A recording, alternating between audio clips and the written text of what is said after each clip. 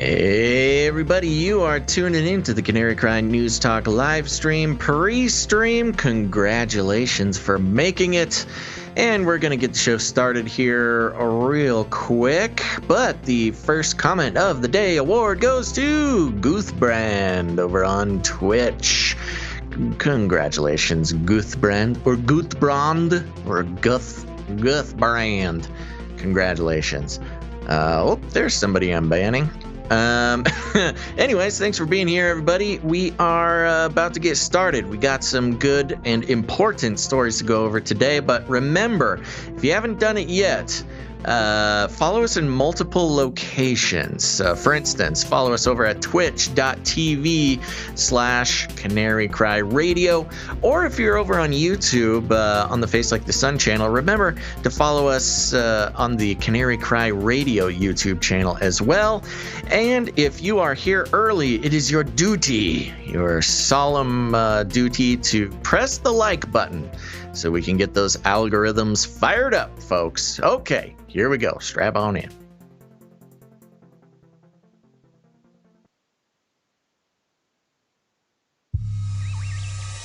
The world is getting crazier. People are acting more and more insane. The end of the world is tomorrow. Tomorrow. There's only one thing to do when the world is falling apart. Listen to Basil and Gonz as they discuss this week's news and events through the lens of Bible prophecy. You are listening to Canary Cry News Talk. You're listening to Canary Cry News Talk. Today is December 7th, 2020. This is episode 273. And today, the Waccine Reptilians. They're coming for you, Gonz. And you know me, I am your best buddy, Basil. And this is Gonz. Welcome to the podcast where we report the egregious while pointing to Jesus, where we will likely offend you because we can be facetious. Supplement your weekly news digestion with us so you can get a well-rounded, biblically grounded intake of world events. Oh, man. Boom. Battle Rap Gonz is back in the house. Watch out, Flippy. I like it. I hope we keep doing that. Good job. Well, I think I got to memorize that one. Yeah, that's a good one. It caught me by surprise. I know. It's not very often that I'm caught by surprise. Yeah. Cool. Well, we're here. It's day one, Gonz. Day one of Vax Week. Vax Week is here. Waccine. Yes. Waccine. Waccine. That's right. If you haven't heard, this week is the week that the United Kingdom begins its national vaccination project. Oh, vaccination. Vaccination. Oh, that's a documentary. There you go. Yeah. So good. Well, our hearts and our thoughts and our prayers go out to our UK listeners. But hopefully you're here and you have not been transformed by the mRNA vaccine or whatever. If you have any boots on the ground reports, make sure to keep us posted. But we're going to be going through, in honor of Vax Week, we'll be checking in on the vaccines and the multiple companies and all the things, all the concerns, maybe, yes. Yeah. But before we do that, Gonz, any news to report? From like personal life? Mm-hmm. Not really. Just more baby pooping and yeah. You know, there's a scene in The Mandalorian where Grogu, little baby Yoda, he like throws up this goo stuff. Wait, he has a name? Oh yeah. Oh, you haven't been keeping up, I see. No, I haven't. I watched the first one of this season, and then I wanted to wait until there was more. Okay, well, sorry if I ruined it for anybody. His name is Grogu. Oh, wow. Yeah. Okay. But there's a scene where he like throws up, and he has these this gooey thing come out. Pretty accurate with babies when you try to feed them. They just spit up all over, and I have lots of laundry. Lots of laundry going on at the house. Oh, good. Yeah. What a great update. That's good to know. Nothing really exciting's happened over here. I've been just trying to take it easy after my trains, planes, and automobiles style Thanksgiving adventure. I'm just trying to just catch a breath for a second. Nice. Yep, that's good. Okay, well, first of all, we will start off the show by briefly touching on some of the most relevant election news. Gonz, what do you have for us? I thought I had an election jingle. What happened to it? Where'd it go? I don't know. Well, anyway, yeah, I mean, I've been looking at the stuff. It's, again, I'm just kind of waiting. There's just no consensus amongst anybody. There's the right side of the aisle saying all the evidence is there, and the left side saying, look at all the stuff being thrown out of court, and nobody seems to know. I mean, nobody seems to understand exactly what is going on here. There's willful ignorance on one side, and on the other side, who knows what's going on? It's It's overly optimistic on one side, and overly, I don't even say, maybe pessimistic. Pessimistic is too dark. But well, the strange thing to me with the whole election fraud, voter fraud, two different things. Sure. Is that the story has not changed for about a week. Yeah. There hasn't been any new anything. It's been sort of on this repetitive cycle of, the right coming out saying, look at all this evidence. The left going, this is baseless claims. There's no evidence. And then it just goes back and forth. Well, I've noticed the media did start changing their language a little bit, because at first it was, and people have pointed this out, how they were saying there's absolutely no evidence to the discredited information. They're slowly starting to crack down a little bit, because there is some stuff coming out that seems to be pretty. I mean, the evidence itself, if you just looked at it face value objectively, it's like, yeah, probably some messing around going on, but there probably always has been. And this is the first time in the United States where we're really looking at it. And, I think it's, I don't know. It's, we'll just have to see what happens. I can't assess what is going to take place what the actual results are going to be, on January 20th or whatever. You heard that, folks. Gonz doesn't know what the results are going to be. So really? Oh, no. Oh my gosh. Yeah, but I'm sick and tired of seeing people say like, "Oh, president-elect." It hasn't happened yet. But then I'm also tired of it's really the trust the plan folks are really, their backs are against the wall. They really got to come up with something to make sure that this thing keeps rolling. And, because a lot of that stuff can be severely discredited if they, if they fail to pull through with the courts and stuff. And I get it. There's a conspiring going on with the judges, and who knows what kind of stuff behind the scenes is going on for them to throw things out. You had talked about a standing issue. What new thing do you have? What's going on? No, there is a new thing. There's nothing new. What is this link that you have here? Oh, that's for you. You told me to put that in there. This is mine? Yes. Oh, this is mine. And so my question is very direct. Is voting by mail secure? I'm sitting here trying to lead you into an article that you haven't even read. I specifically told you not to read this because there's a fun game. Okay. I have a fun game to play here. Sure. This is an article from NBCnews.com, which you're going to love. And the headline is Michigan Secretary of State says armed protesters gathered outside her home. All right. Are you ready to play the game? I'm ready. I'm gonna read the article, and then we'll take it from there. Okay. Dozens of armed gathered. Dozens of armed gathered. What am I doing here? I don't know. Dozens of armed people. They're humans. Dozens of armed people gathered outside Michigan's Secretary of State Jocelyn Benson's home over the weekend, quote, shouting obscenities and threatening violence in an effort to overturn the presidential election results in the state, she said Sunday. Benson and her 4-year-old son had just finished decorating their home for Christmas and were about to watch How the Grinch Stole Christmas when the group arrived, she said in a statement. Quote, "The demands made outside my home were unambiguous, loud, and threatening," she said.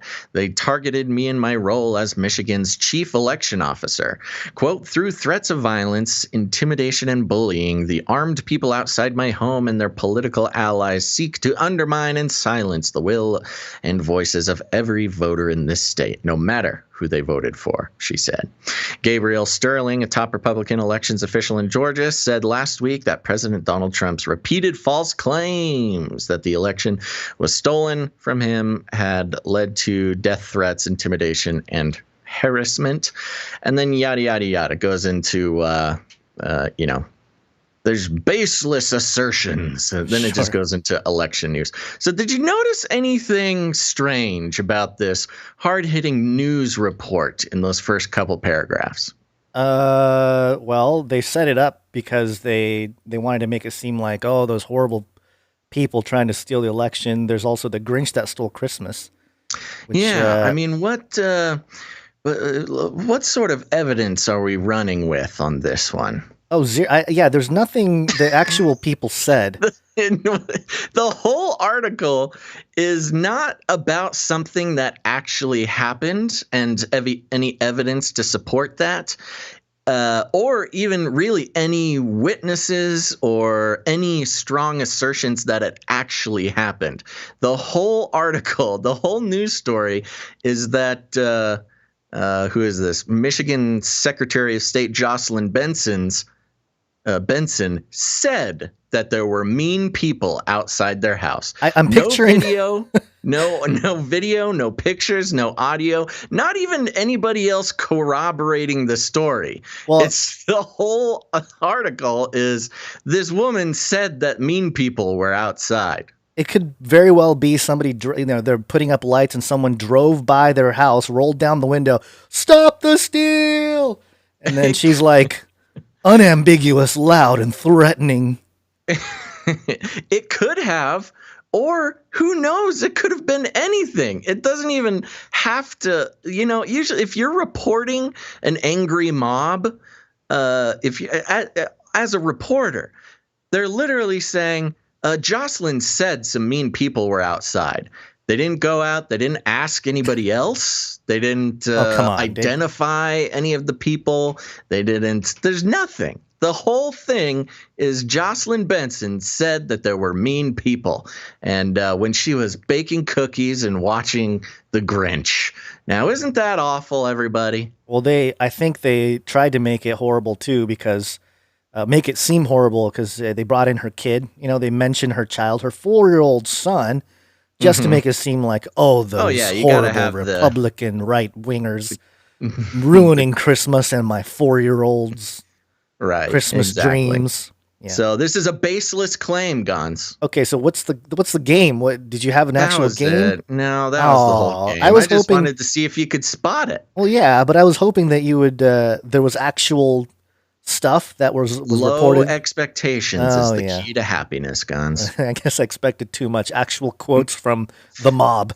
No, I thought you were gonna ABC.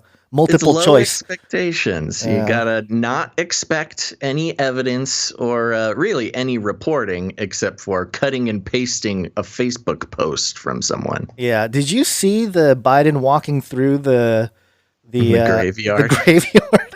That's a little weird. What was he doing? He was going to a church or something. I put on Twitter caption this because I just wanted to see what people would come up with. There was a couple good ones. Somebody said like, "Oh, they're letting him choose his burial site," and stuff like that. I mean, that's pretty mean, but hey, he didn't seem to have a boot either. Limp though.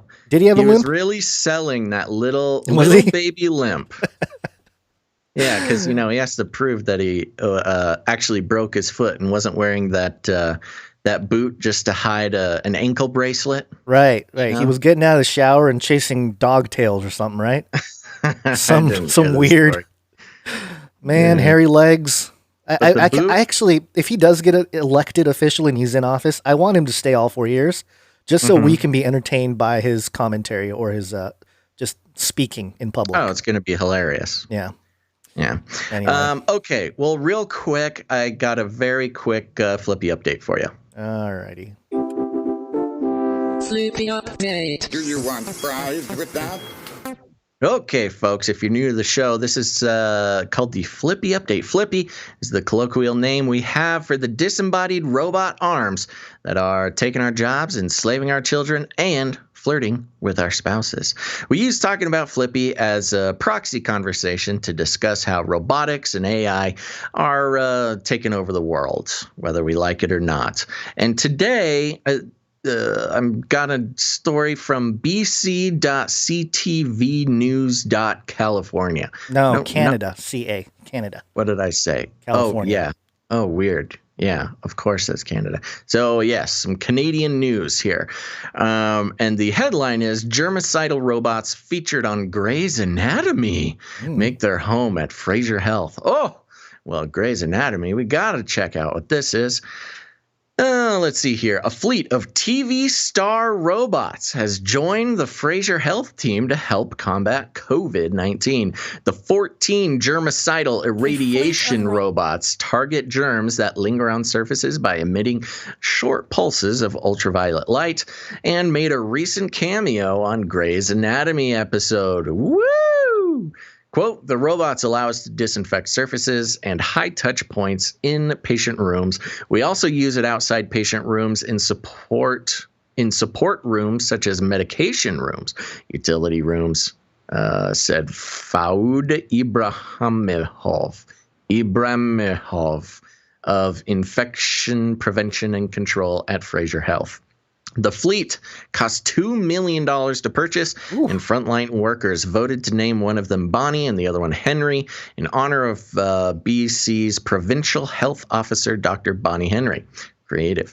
Through their pulses of ultraviolet light, the Xenex Light Strike germ-zapping robot damaged the DNA and RNA of harmful viruses and bacteria, including COVID-19, C. difficile, Candida auris, and more. Quote, the robots light up a room as they disinfect, removing viruses and bacteria in as little as 20 minutes, reads an announcement statement from Fraser Health. Yada, yada, yada. The rest of the stuff is nothing. So couple interesting points. These were robots that were first seen on Grey's Anatomy. So you've got some, a live action, what is this? Drama? No, a live action predictive programming happening. Predictive programming, yeah. Yes. It would not surprise me if this Xenex Light Strike germ zapping robot, the company, paid a hefty price to get on Grey's Anatomy to, put it on their media section of their website. So people are pretty stoked to have a TV star cleaning their hospital rooms with lights. I did find it interesting. We've talked about these zapping robots. Yeah, the ultraviolet light robots, even earlier on in the pandemic. These have been around for a while. But this was the first time that I had heard it described that the robots damaged the DNA and RNA of harmful viruses and bacteria. I'm kind of curious. I'm no scientist. I'm sure we've got some pros who listen to the show who can set me straight. How does the light know to kill the bad DNA and RNA of viruses and bacteria? And is it safe for human beings to get zapped by these robots? Yeah, there's a couple things to mention here. First off, this thing looks like a mushroom, but also kind of like a Tesla coil. Yeah. And the light is super bright here, at least in the video they have. And it's like a bug zapper. It probably kills all the mosquitoes in the room too. Yeah, and it reminds me also of the in Men in Black. Remember the memory wipe? Yeah, it's kind of like that too. Super bright light. It's kind of like, oh, forget that you had a virus, or you thought you had a virus. And so I don't know. It's just a weird thing. And you mentioned how you don't remember them talking about these things destroying our DNA and RNA. But I think they did mention that before, that they basically destroy it. And I'm pretty sure we asked the same or similar question. Yeah. Well, I think the idea is that they essentially won't be zapping people because they're used either after hours or in empty rooms. You can see a picture further down in the image gallery there where the light actually will retract into the robot as to not, expose anyone while it's traveling around. Yeah. Yay. Yeah.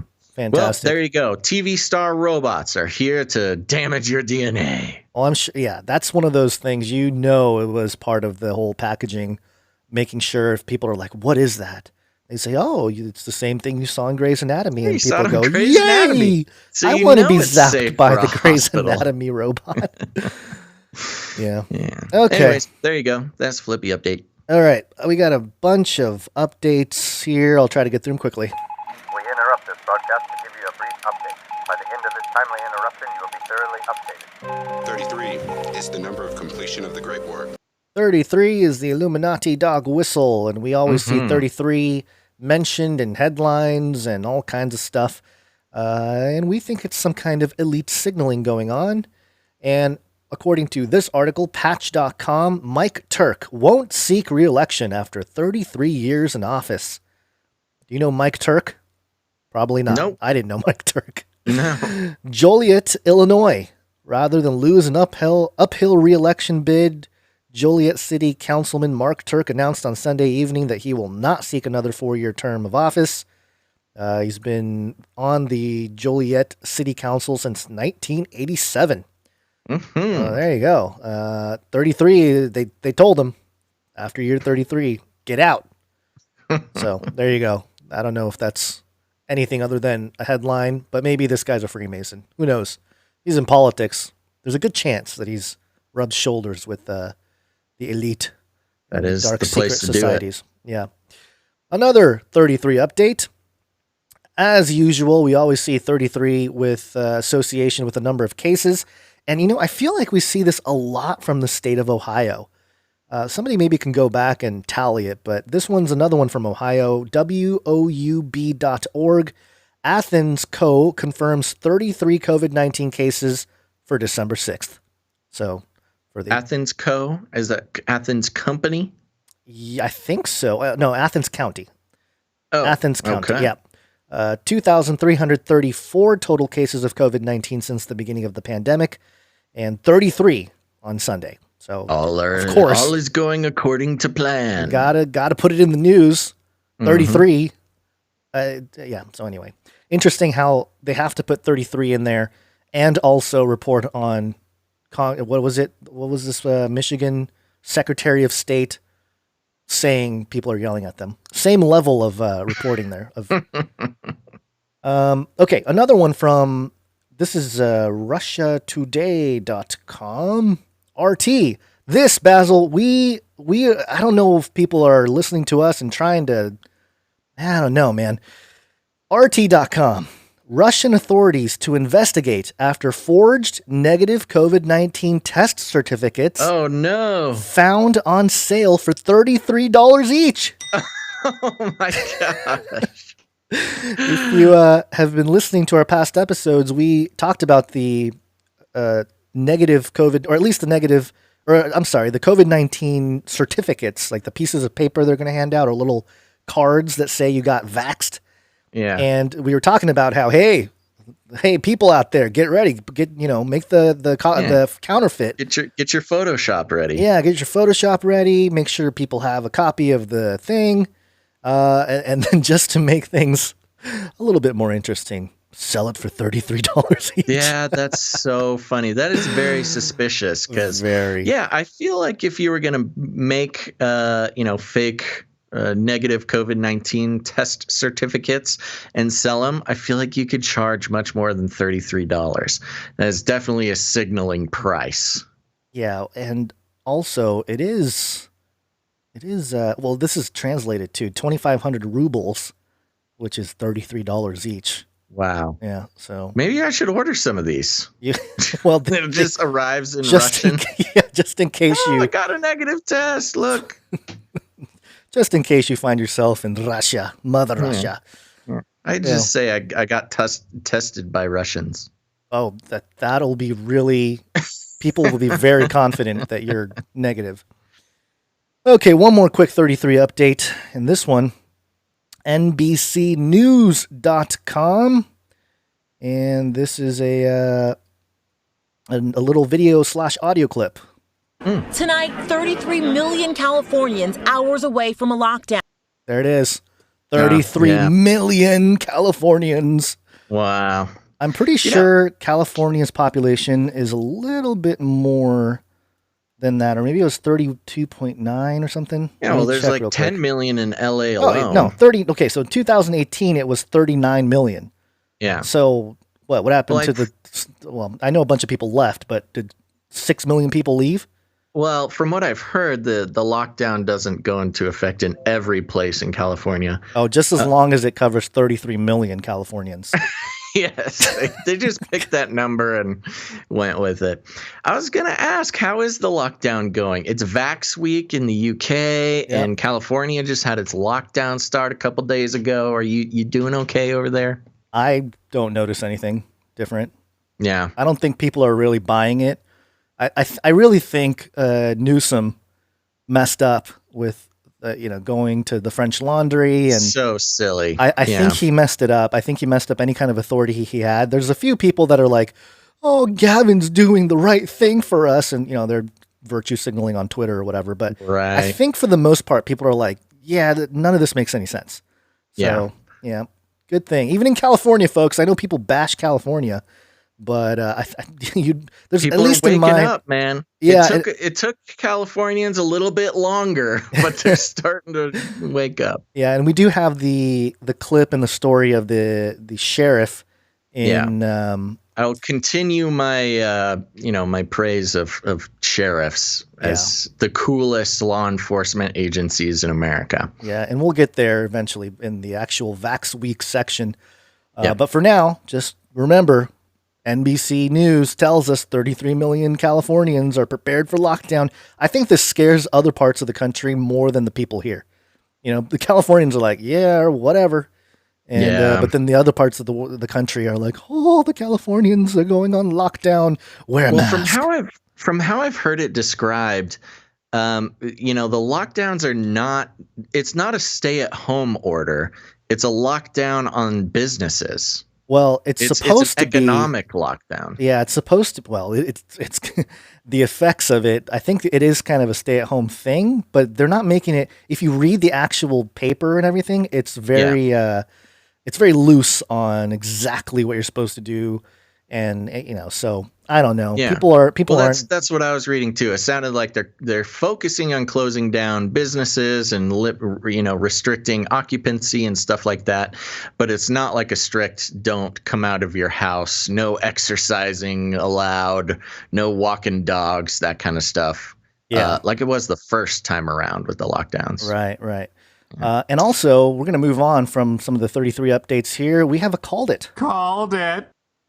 And this is Reuters.com. Directed radio frequency plausible cause of Havana syndrome U.S. government report finds. Wow, they're kind of coming out with some declassification or something? Yeah, so this is interesting. Let me read a little bit of it. Directed, in quotes, radio frequency is the most plausible explanation for mysterious symptoms experienced by diplomats stationed in U.S. embassies in Havana and elsewhere, a U.S. government report said on Saturday.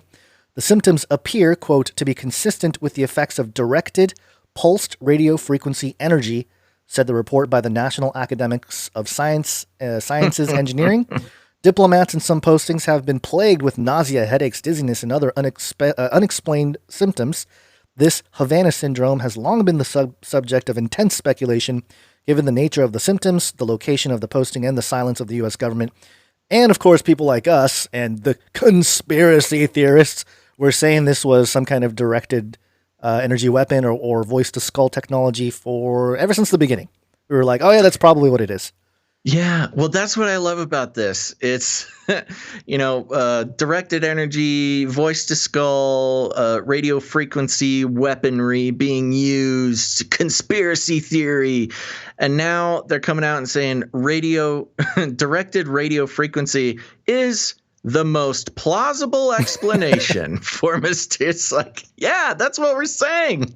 We've been saying it for Where a long once time. it was conspiracy theory, now it is the most plausible explanation. It's funny too, because on Twitter, I noticed that Reuters tweeted this out, like their official account.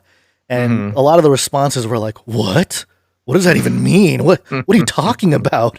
It's like, come on, folks. I feel like we're going to be getting a lot more of this in the next, who knows, maybe couple years, where they're just suddenly going to be talking about conspiracy theories just as the most plausible explanation. Because, I mean, from our point of view, these quote unquote conspiracy theories, they just are the most plausible explanation compared to official stories or, the mainstream narrative or whatever you want to call it. We don't talk about these theories because they're implausible.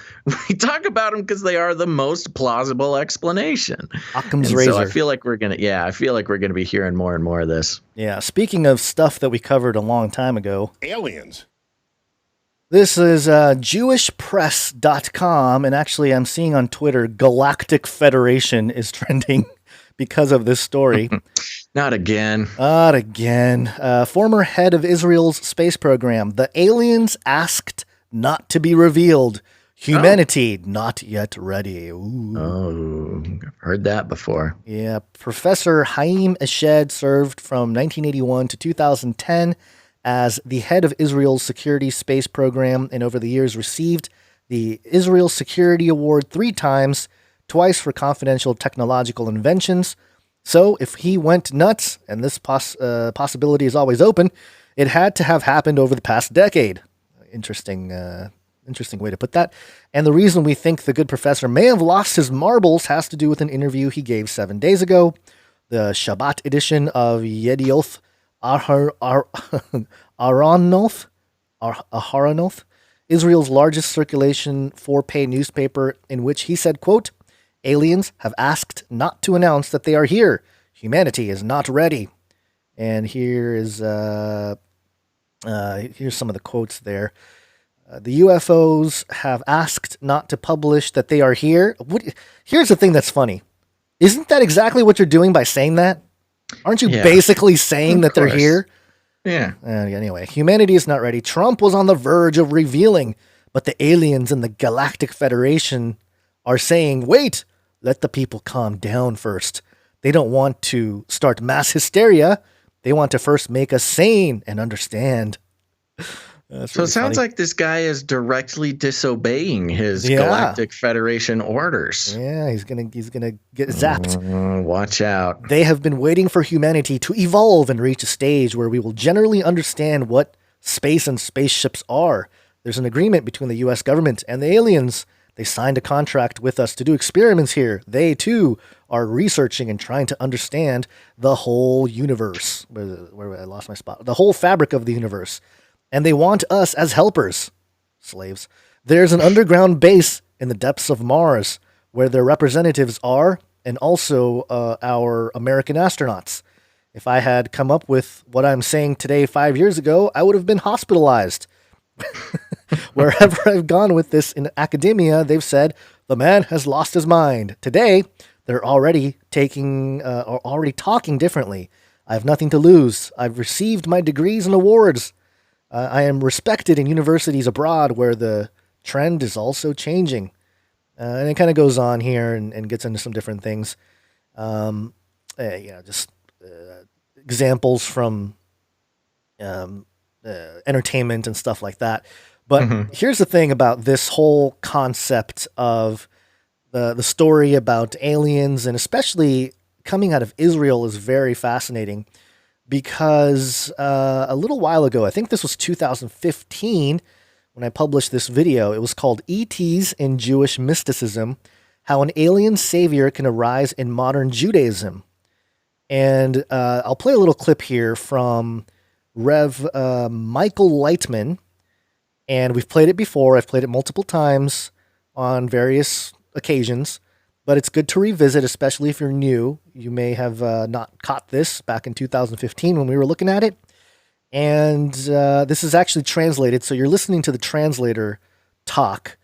And so let me just play about a minute or so of what this guy, Rabbi Michael Lightman, says about aliens. Okay. We have to wake up. We have to remember that we have a special mission. And really, this isn't our place. We're coming from a completely different place. So we have to find our friends according to this awakening. Did you get a phone call? I got a phone call. He got a phone call, and so on. And then we gather as a group. So from this entire planet, we are aliens. We're coming from a different galaxy. We received this ray of light, this awakening, individually, and now we're gathering as groups, starting to prep ourselves to conquer Earth. Okay. Did you catch that, Basil? We're trying to conquer Earth? Yes. So according to Rabbi Michael Lightman, the Israelites, the Jewish people, are the aliens. They are the aliens that came from... Let me continue on here because he talks about some more here. That's the mission. What? You don't see it? How do we conquer it? How do we conquer it? We're also sent the method. We're being shown everything gradually. We're being taught. Not taught, but kind of being trained, activated, and then that emotion and mind awakens in us. But in fact, it's new to us, but in fact, it's coming from our original planet. And thanks to that original natural force we have, we will take over. We'll take over those living on Earth. So, whoa! What event is he speaking at? What is this? What is the purpose of this? It's some conference thing he was doing in front of. It's a big crowd too. This is back in 2014. It's called Israeli Nation Lesson with Rabbi Michael Lightman, and it's a whole press room. It's not just like a little thing. He's a rabbi who's claiming that the Jewish people are aliens sent to conquer the earth? Yep. Wow. So he couldn't get away with that in 2020. Well, he can either get away with it or it's going to be, the big thing. And I happen to think that maybe part of all this, even this guy coming out and starting to talk about it, this, what's his name? Professor Haim Eshed, more and more people are talking about it, and it all seems to surround Israel. And there's got to be something there. There's got to be something where, because one of the early theories when I first started looking into all this, and I ran into L.A. Marzulli's work and discovered Derek Gilbert's work, and just early on, when I was trying to make sense of this whole alien thing, the conversation was, how is there ever going to be like a one world religion? How are people going to go? It's not Catholicism. You can't just, they're not going to be, oh, hey, all of a sudden all these Muslims are going to turn to Catholics. But the alien conversation is sort of a thing that levels the playing field, right? Everyone has to sort of abide if there's some kind of hard proof about aliens and we come from the stars and whatever. If that narrative somehow is proven to the world, then all monotheistic religions kind of collapses into this alien idea. Right. And the Vatican's been on top of it for decades with their, they have their Lucifer telescope and stuff like that.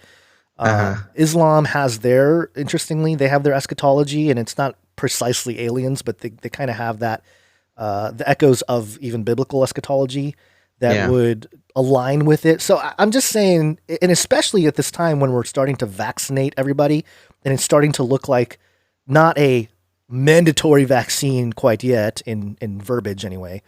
Yeah. But it's possible in the next few decades, people are really genetically messed up to the point where, release the aliens, because a lot of people are genetically changed, So I don't know, just something to throw out there. I'm not saying this is hard evidence. No, but that's very interesting. I don't know if I had heard that guy before, but I'm sorry, I'm referring to the guy who's saying Jews are aliens. Yeah. But no, this is interesting. And again, this isn't just any old guy talking about, aliens exist and they're waiting and they're here to teach us, et cetera, et cetera.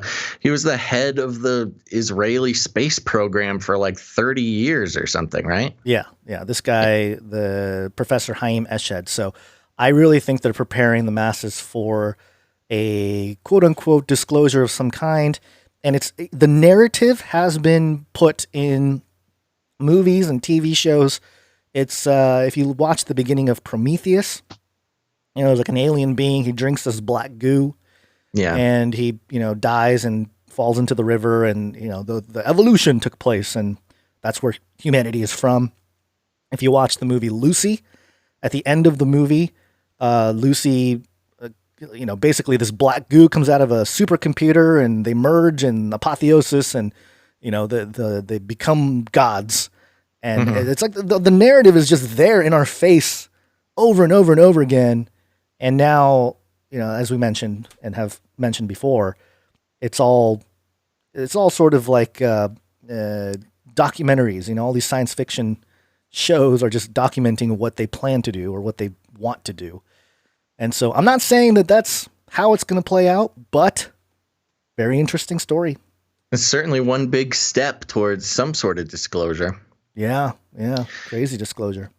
Okay, Gonz. Well, I think in honor of Vax Week over there in the UK, I think we should talk about the vaccines a little bit. Waccine.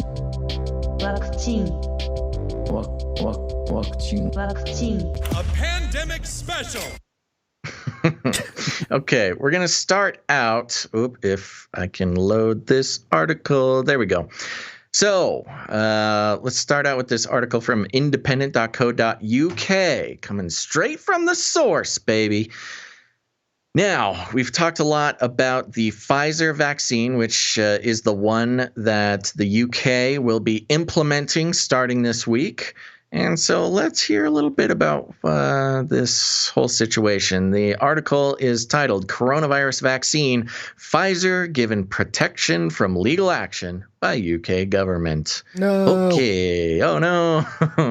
The UK government has granted pharmaceutical giant Pfizer a legal indemnity, protecting it from being sued, enabling its coronavirus vaccine to be rolled out across the country as early as next week. This was last week. It's about 4 or 5 days old. So yeah. Got it. Yeah. So this week, the Department of Health and Social Care has confirmed the company has been given an indemnity protecting it from legal action as a result of any problems with the vaccine. Ministers have also changed the law in recent weeks to give new protections to companies such as Pfizer, giving them immunity from being sued by patients in the event of any complications. They just repeated themselves 3 times. That's what I was going to say. That's crazy. That's some crazy pounding mind control. It really is. 3 times the charm. NHS staff providing the vaccine as well as manufacturers of the drug are also protected. Wow. Everybody all the way down to the bottom, from the top to the bottom, is protected. The vaccine will be made available to anyone over the age of 16, but will not be available to pregnant women because of the lack of data about how it could affect them and the baby. An ongoing trial is looking at this. The Pfizer BioNTech vaccine was authorized by the Medicines and Healthcare Products Regulatory Agency on Tuesday under Regulation 174 of the Human Medicine Regulations 2012, which allows an unlicensed medication to be used in an emergency such as a pandemic. It also has the effect of granting civil immunity to Pfizer after the government changed the regulations following a short 3-week consultation in September. In a press conference with journalists on Wednesday, Ben Osborne, Pfizer's UK managing director, refused to explain why the company needed an indemnity. No kidding. He said, quote, "We're not actually disclosing any of the details around any of the aspects of that agreement and specifically around the liability clauses." Well, that's totally fine, everybody. Don't ask questions. We're not going to answer them. That's really egregious. That's maybe the most worrying sentence I've read in a while. It's like, you can't sue us, and we won't tell you why. And we won't tell you why we need protection from you. Oh, this is horrible. Yikes. We laugh, but it's bad. Yeah. Asked about when the full data on the vaccine's clinical trial would be published, the company said this was still being worked on. Okay, good. More non-answers from Pfizer. I like how they don't publish the clinical trials, but they're rolling out the vaccines first. They don't publish the clinical trials. They don't publish the documents on their indemnity. They don't publish anything. Here's a vaccine. Get it if you're a good person, and if you don't, go away. Dr. Berkeley Phillips, medical director for Pfizer UK, said, quote, the publication is in progress. The priority absolutely had to be the regulatory submissions to MHRA, EMA, and the FDA. That was the most important thing we needed to do. The full protocol is published and available for everyone to see, and the team are working on the publication of the manuscript in parallel to the regulatory submissions. Notice how they're so proud that the protocol is published, just not the data, the results. The chief executive of the Medicines and Healthcare Products Regulatory Agency, speaking at a separate briefing on Wednesday, said no corners had been cut in the safety analysis of the vaccine. Oh, that's good. Except for the usual, 4 years it takes to do the testing. Other than cutting it down by 3.5 years, no corners have been cut. Did you have something to say? No, continue, please. June Rain said, quote, this recommendation has only been given by the MHRA following the most rigorous scientific assessment of every piece of data. So that meets the required strict standards of safety and effectiveness of quality. Quote, we've also reviewed and agreed the prescribing information so that the public and healthcare professionals are very clear and can be very confident that the vaccine is being used in the correct way, understanding what's involved. That's a funny way of saying we included instructions with the vaccine. Yeah. She said that National Institute for Biological Standards would be independently testing every single vaccine that goes out. Wow. To ensure that it meets safety standards, the Department of Health and Social Care confirmed an indemnity was in place for Pfizer and added that the government would be adding the coronavirus vaccine to the list of vaccinations covered by the Vaccine Damages Payment Act. This pays out a one-off 120,000 pound payment to people who are permanently disabled or harmed as a result of a listed vaccination. So there you go. Don't worry if you become a quadriplegic because of this vaccine, you'll get 120,000 pounds, which should pay for about 6 months of your physical therapy. Wow. So there you go. This doesn't actually come as a surprise, but it's just good to put it on record. Not only that it is, of course, they have legal indemnity from being sued, as most vaccine companies already do in the U.S., but that, when a problem occurs, you will get the meager amount, the lowest possible payment that they could legally get away with. Yeah, and this just hit the news, I guess, about an hour ago. According to the New York Times, Trump administration officials passed when Pfizer offered in the summer to sell the U.S. more coronavirus vaccine doses. People familiar with the matter said, which is always kind of whatever. Now Pfizer may not be able to provide more doses to the U.S. until next June. Oh, no. Lockdown forever. So there you go. That's wow. Yeah, again, not surprising, but man, this type of thing, this is why, and a lot of vaccine companies have had protections like this. And I'm glad we're putting it on record because it should alarm anybody, even your normie friends. It should at least put a little rock in their shoe, just a little skepticism, knowing that they can't be legally held accountable for anything. And Gonz, it's been a while since I've done the research on the vaccine courts where you can, try to get your meager payment if a vaccine really screws you up. My understanding is that that's not actually paid for by the company, that it's a government organization. Right. Yeah. So if a vaccine made by Pfizer does something horrible to you, you can't sue Pfizer, but you can sort of appeal to the vaccine courts and get some sort of compensation. But I believe, if I remember correctly, which I could be incorrect, but if I remember correctly, it's taxpayer dollars paying for the mess ups of the vaccine company, which, again, in America, that's also not very surprising. How much was the little fund they have? Haven't they spent like 4.5 billion already? Yeah, it's been over 4 billion over a few decades, which is surprisingly small. It is small, and I think it's very difficult to even get that money. You have to really they put you through the rigmarole. It takes years. Yeah, it takes years, and it's very selective on who they give the money to. Because if they give it to the wrong person, it's like insurance too. You know, they'll nitpick every little detail and protocol to make sure that they don't have to give you money. Well, I'm sure if we get unwittingly jabbed and there's some complication with you and I, Basil, we're not going to get the government bailout money. No compensation for us. They'll take a look at our social media history and they will say, "No, we hope you die." That'll be their take. But yeah. Okay, so more along the Waccine trail. 666. Oh yeah. NewYorkPost.com. De Blasio urges New Yorkers to embrace COVID-19 vaccine at Bronx church service. Okay, so here's what it says. Yeah. What is he doing talking at a church service? I don't know. The devil may be in the details, but he's not in the coming coronavirus vaccine.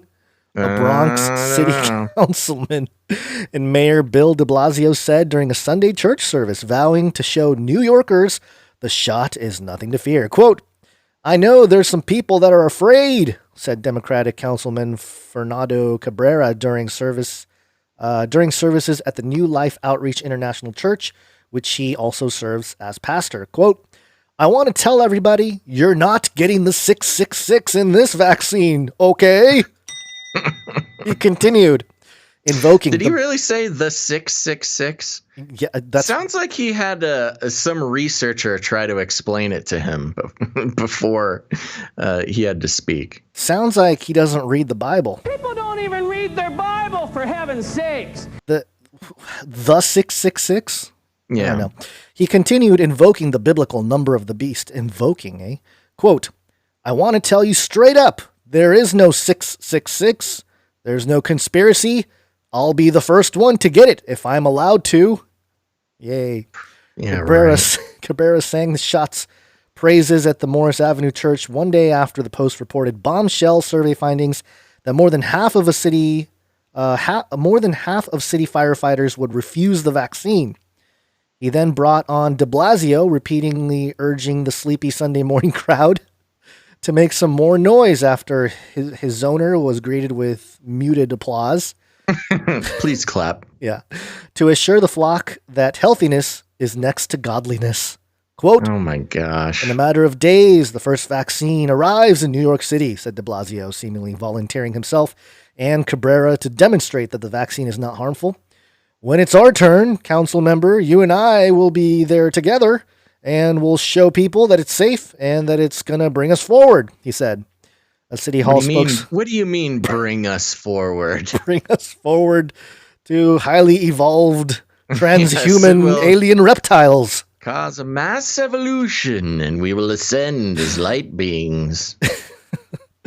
A City Hall spokeswoman confirmed in a statement that de Blasio would indeed take the shot publicly in order to build confidence in its safety. As the mayor indicted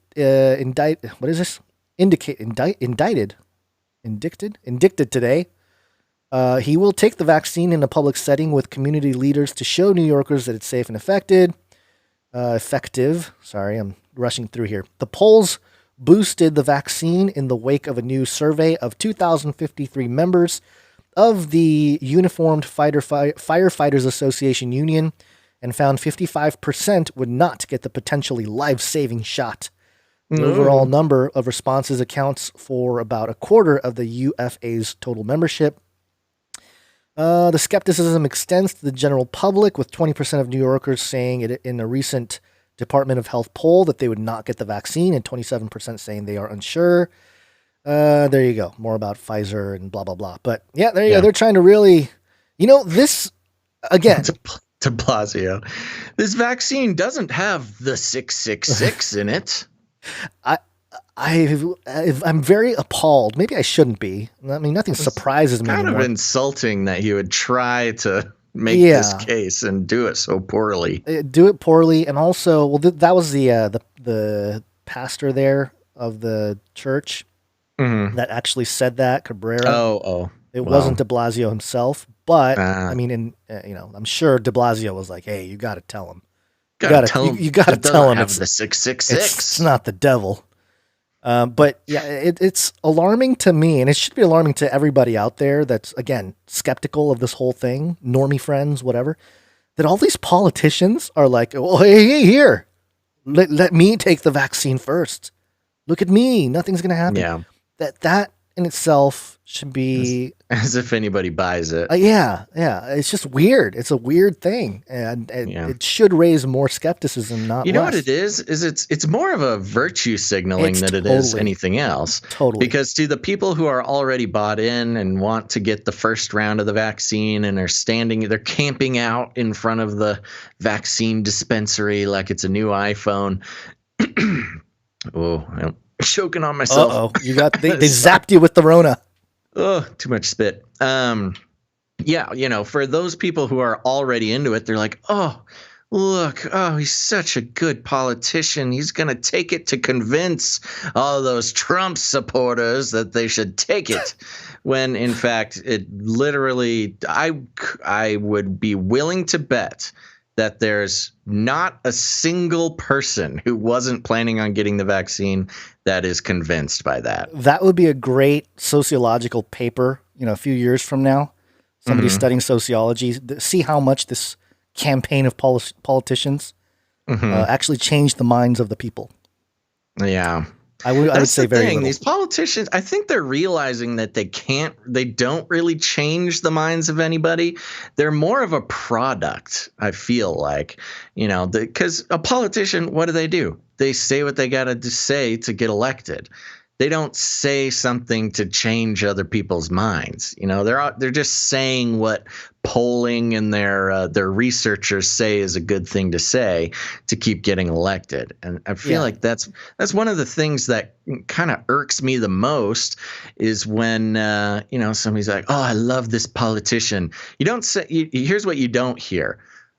What you do hear is, "Oh, I love that politician. He's just saying what we're all thinking." You hear that. Yeah. But you don't hear, "Oh, I just love that politician. He's saying new things that I've never thought of before and has really changed my mind." Yeah, that almost never happens, and I'd be surprised if it ever does happen. But you know who changes minds? Who? Podcasters. Oh, you know who changed my mind? Who? Santa Claus. Oh no. Merry Christmas. Jeez. Express.co.uk. Santa to get COVID vaccine first so he can deliver Christmas gifts. Van Tam tells children. What? Are you convinced? Oh, Santa's getting the vaccine now? Yeah. Well, if Santa gives it, then I gives it. That's hilarious. Oh, I know. This is let's see. Jennifer from St. Albans told Professor Jonathan Van Tam that her 3 children have been asking if Father Christmas will get the coronavirus vaccine. Professor Van Tam, calling him Father Christmas. Yeah, Professor Van Tam stated that the Joint Committee on Vaccination and Immunization has made special consideration for Santa. Wow. Speaking on the BBC, caller Jennifer said, okay, so they're just reiterating the whole point there. Now, that's kind of sick. That does come across as a little sick to me. Yeah, this is the Deputy Chief Medical Officer for England saying, "Oh, it's okay, children. Santa will get the vaccine. He'll be all right. That's pretty crazy. That is some mind control to the highest order. Yeah, you know how people always say, "Oh, you're lying to your children about Santa." How about lying to your children to the degree to get, to accept the vaccine? It's a whole different level of craziness. And you better be good. The kids who don't believe in Santa, they're going to be they're the rebels. I know, but they're also naughty. Yeah, so they're being watched. Yeah. Okay, there you go. Okay, let's move on. Moving on. Oh man, that's probably the most depressing part of the show right there. Santa's getting his vax to make sure the kids get it. That's the dip right there. Yeah. As if Santa. Sorry. No, go ahead. As if Santa could make a children like getting a needle jabbed into them any more than they hate it. Hey, Johnny, Santa got it, so can you. Oh, okay, Mommy, I guess so. All right, one last Waccine story here. Oh, wait, my whole thing with the pointing out the kids was to play this clip here. We're taking things that are genetically modified organisms and we're injecting them in little kids' arms. We just shoot them right into the vein. Right into the vein. Little kids' arms. Yeah, he's sick. Yeah. All right, Waccine time. And Waccine.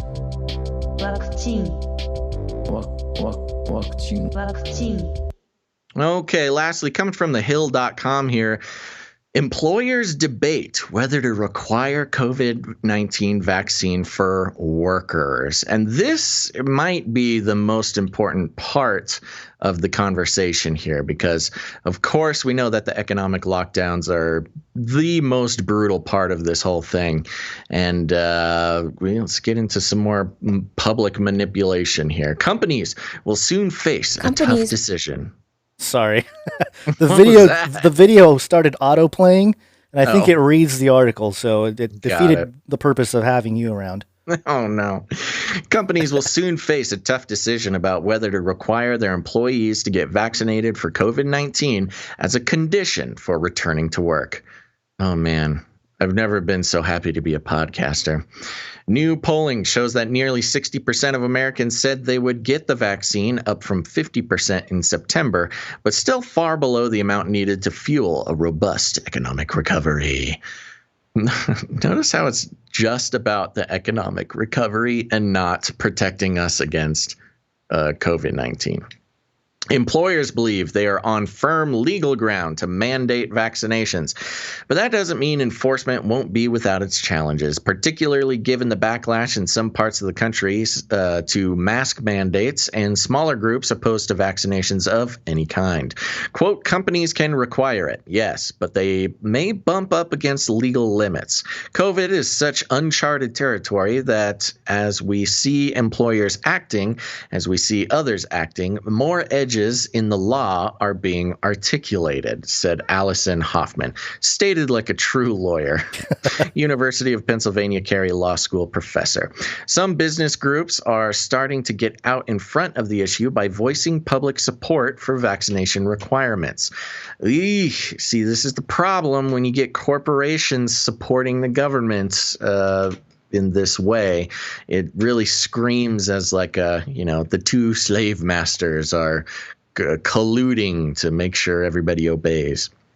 Jay Timmons, CEO of the National Association of Manufacturers, stressed that the vaccine is needed to protect essential personnel.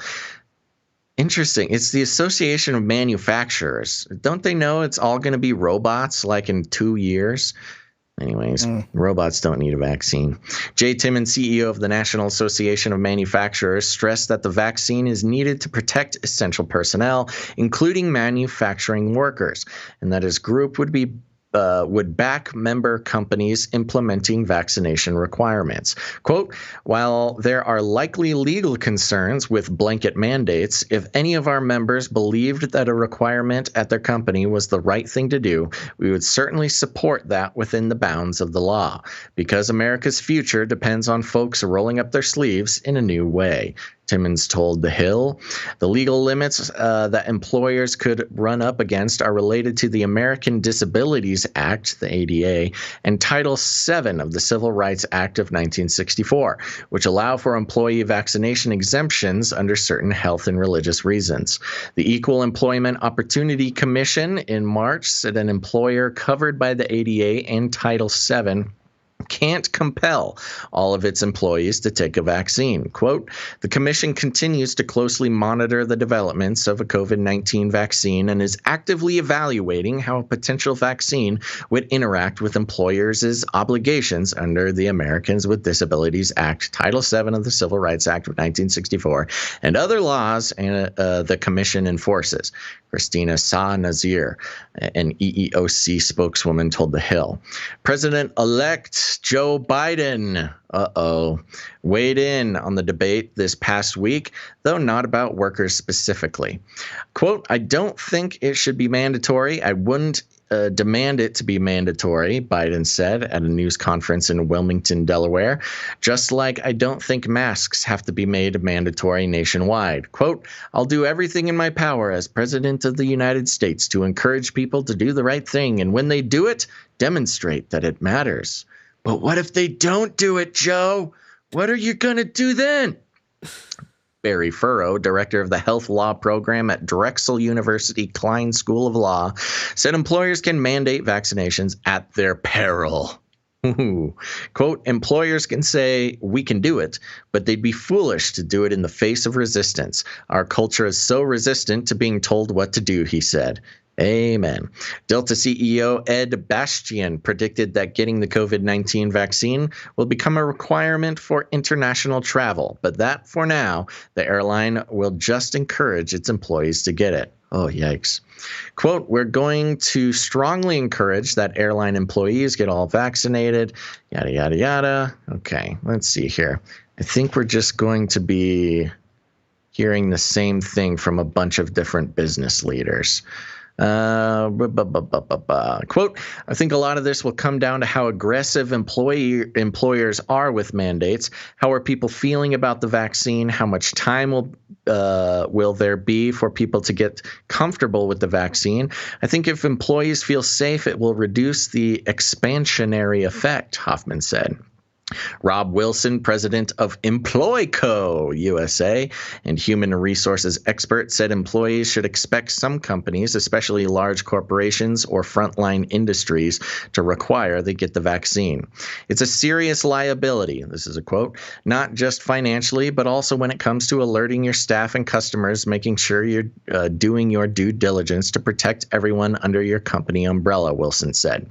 He added that company-sponsored injection sites and reminders about taking a vaccine by a certain date are likely to start popping up soon.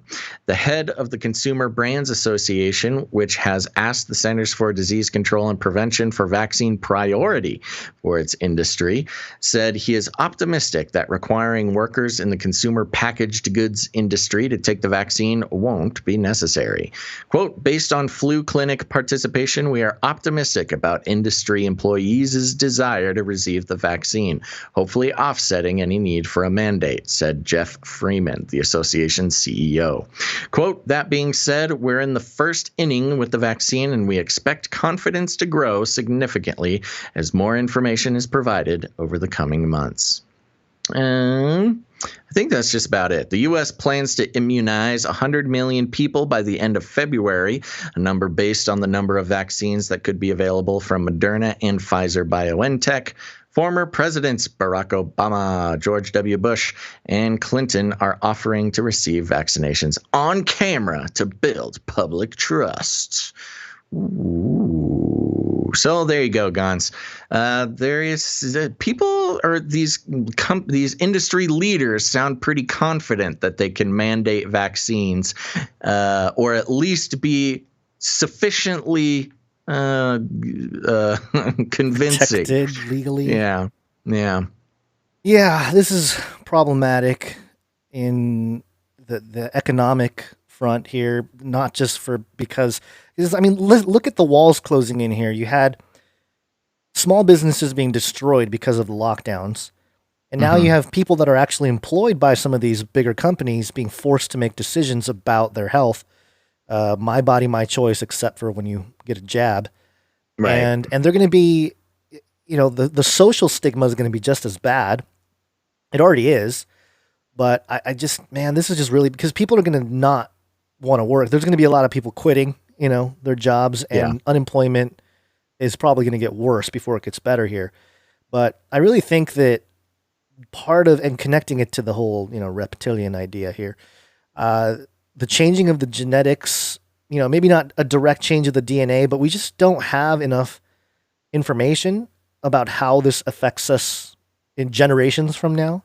And clearly there's been a rise in autism, and there have been some studies that show a connection to vaccines as part of the reason why we are increasing in that problem. Uh-oh, Gonz. You're getting in bannable territory now. I know. And the percentage, and again, it goes into this idea of like, hey, if we can get a whole bunch of people to genetically be worse off than they were before, and not just with vaccines either. It's our food. I mean, clearly our food is genetically modified already. Right. So I just think if you're considering in the context or the framework of how do you control populations and how do you do it without some kind of overt war, you can't just like kill them all. You got to get them to accept it. This would be a perfect way. Put out a faulty virus out there, and then you're going all the way to the top, to the depopulation plan, huh? We should invite fewer people to be born. That's the idea. That's the idea. So yeah. Well, in the context of this, can companies mandate the vaccine, or will they? Versus kind of making the government do it. I see this as sort of a round one of testing mandates. I kind of feel at this point, the government isn't going to come right out and mandate the vax right away. I've never really thought that they were going to do that. At least they couldn't. In our, at least in America, it would be very difficult for the government to do that. I mean, they kind of do already at some points. They can't like show up at your house legally and do that. Although, in a state of emergency, they have all sorts of legal rights that they usually don't have. But, the round one would be, hey, get the corporations. It's you can either work or don't get vaxxed. You can't have both, right? Right. But what this does open up in an interesting way, considering in the legal liability arena, if something bad does happen from the vaccine, especially on the first round, it's the first round of a rushed vaccine is sketchy on its own. I mean, take away all the other stuff, just the fact. Even if you're a vaccine lover, a rushed vaccine, a first round of a rushed vaccine, it has a certain amount of risk that can't be denied. And so given the fact that the vaccine companies are indemnified from any legal action, if a corporation does mandate their people, get vaccinated or you're fired type of situation, I'm really curious if this opens up those corporations to liability.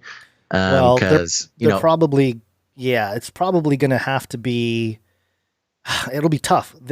Because companies can fire you for many different reasons, and it doesn't have to be anything that. But they also can't fire you for many different reasons. True. That's true. They can't just fire you for no reason. Yeah. And if they do, you can get a settlement on that. Yeah. And so that'll be interesting to see if there's some vaccine, anti-vax people. Maybe they'll claim Title VII or ADA or something like that, where they don't have to get vaccinated. And then who knows? We'll see. I have a feeling that it's going to take about a year for some sort of mandate to come around. Yeah. Plus, I think companies can kind of get away with the remote work situation that we have now, where, companies are still in business, but a lot of people aren't meeting in offices. They're doing remote work. And why would you need to get a vaccine if you can just call in from home? Sure. All your meetings. Yeah, that's a good point. That's a really good point. If you're working from home, why would you even bother? So it's kind of like it's a vax to come work or, stay home, slave. Yeah. And Numati in the Twitch chat, who is a microbiologist by trade, who's very educated on these things, says, Basil, as a rational thinking scientist, I think you may be underestimating the vaccine side effects, which, I hadn't taken that into consideration. But what I'm saying is I agree. I think that taking this vaccine carries a lot of risks. I would be curious to see the types of numbers that these corporations are running, because if you mandate a vaccine for all your employees and then all your employees are out for 3 days because of the side effects, they're all getting sick. Which you've basically got to shut down your own company for 3 days. Yeah. Yeah, that is a good point. That's interesting. Maybe they hadn't considered that. That'll backfire. And it'd have to be paid. They'd have to be giving everybody paid leave. Yeah, the backfire. Can't keep the people down. Yeah. I moved this story, Basil, if you saw this, my quick rant here. I moved it up because I think it's good before we get into our little good news and into the break. So let me just do it quickly here. And this is just another one of those pandemic special situations. A pandemic special. And it's also concerning science being truth. Science is truth. Which is not a scientific statement. And I tweeted this whole thread out, and I'll go through it very quickly here, because I think this is, and please use this as ammunition when you talk to your normie friends or people that are buying into the vaccine in general, because the vaccine is supposed to be a solution, right? We're already at the solution stage, but you got to look back and think about what brought us here. And part of it is problem and then reaction. We've talked about the PCR test or the PCR process multiple times on this show, and other people have brought it up all over the place. But this is something I think people need to share with friends and family more, because people always, and we hear it on the news, we see it on TV, we see it with friends and family. Oh, just listen to the science. Oh, it's science. Just listen to the science. Lockdown, it's the science. Wear a mask. Oh, it's the science. The virus, it's the science. And my whole thing has been there is no consensus amongst scientists, and that's been a fact throughout all of history.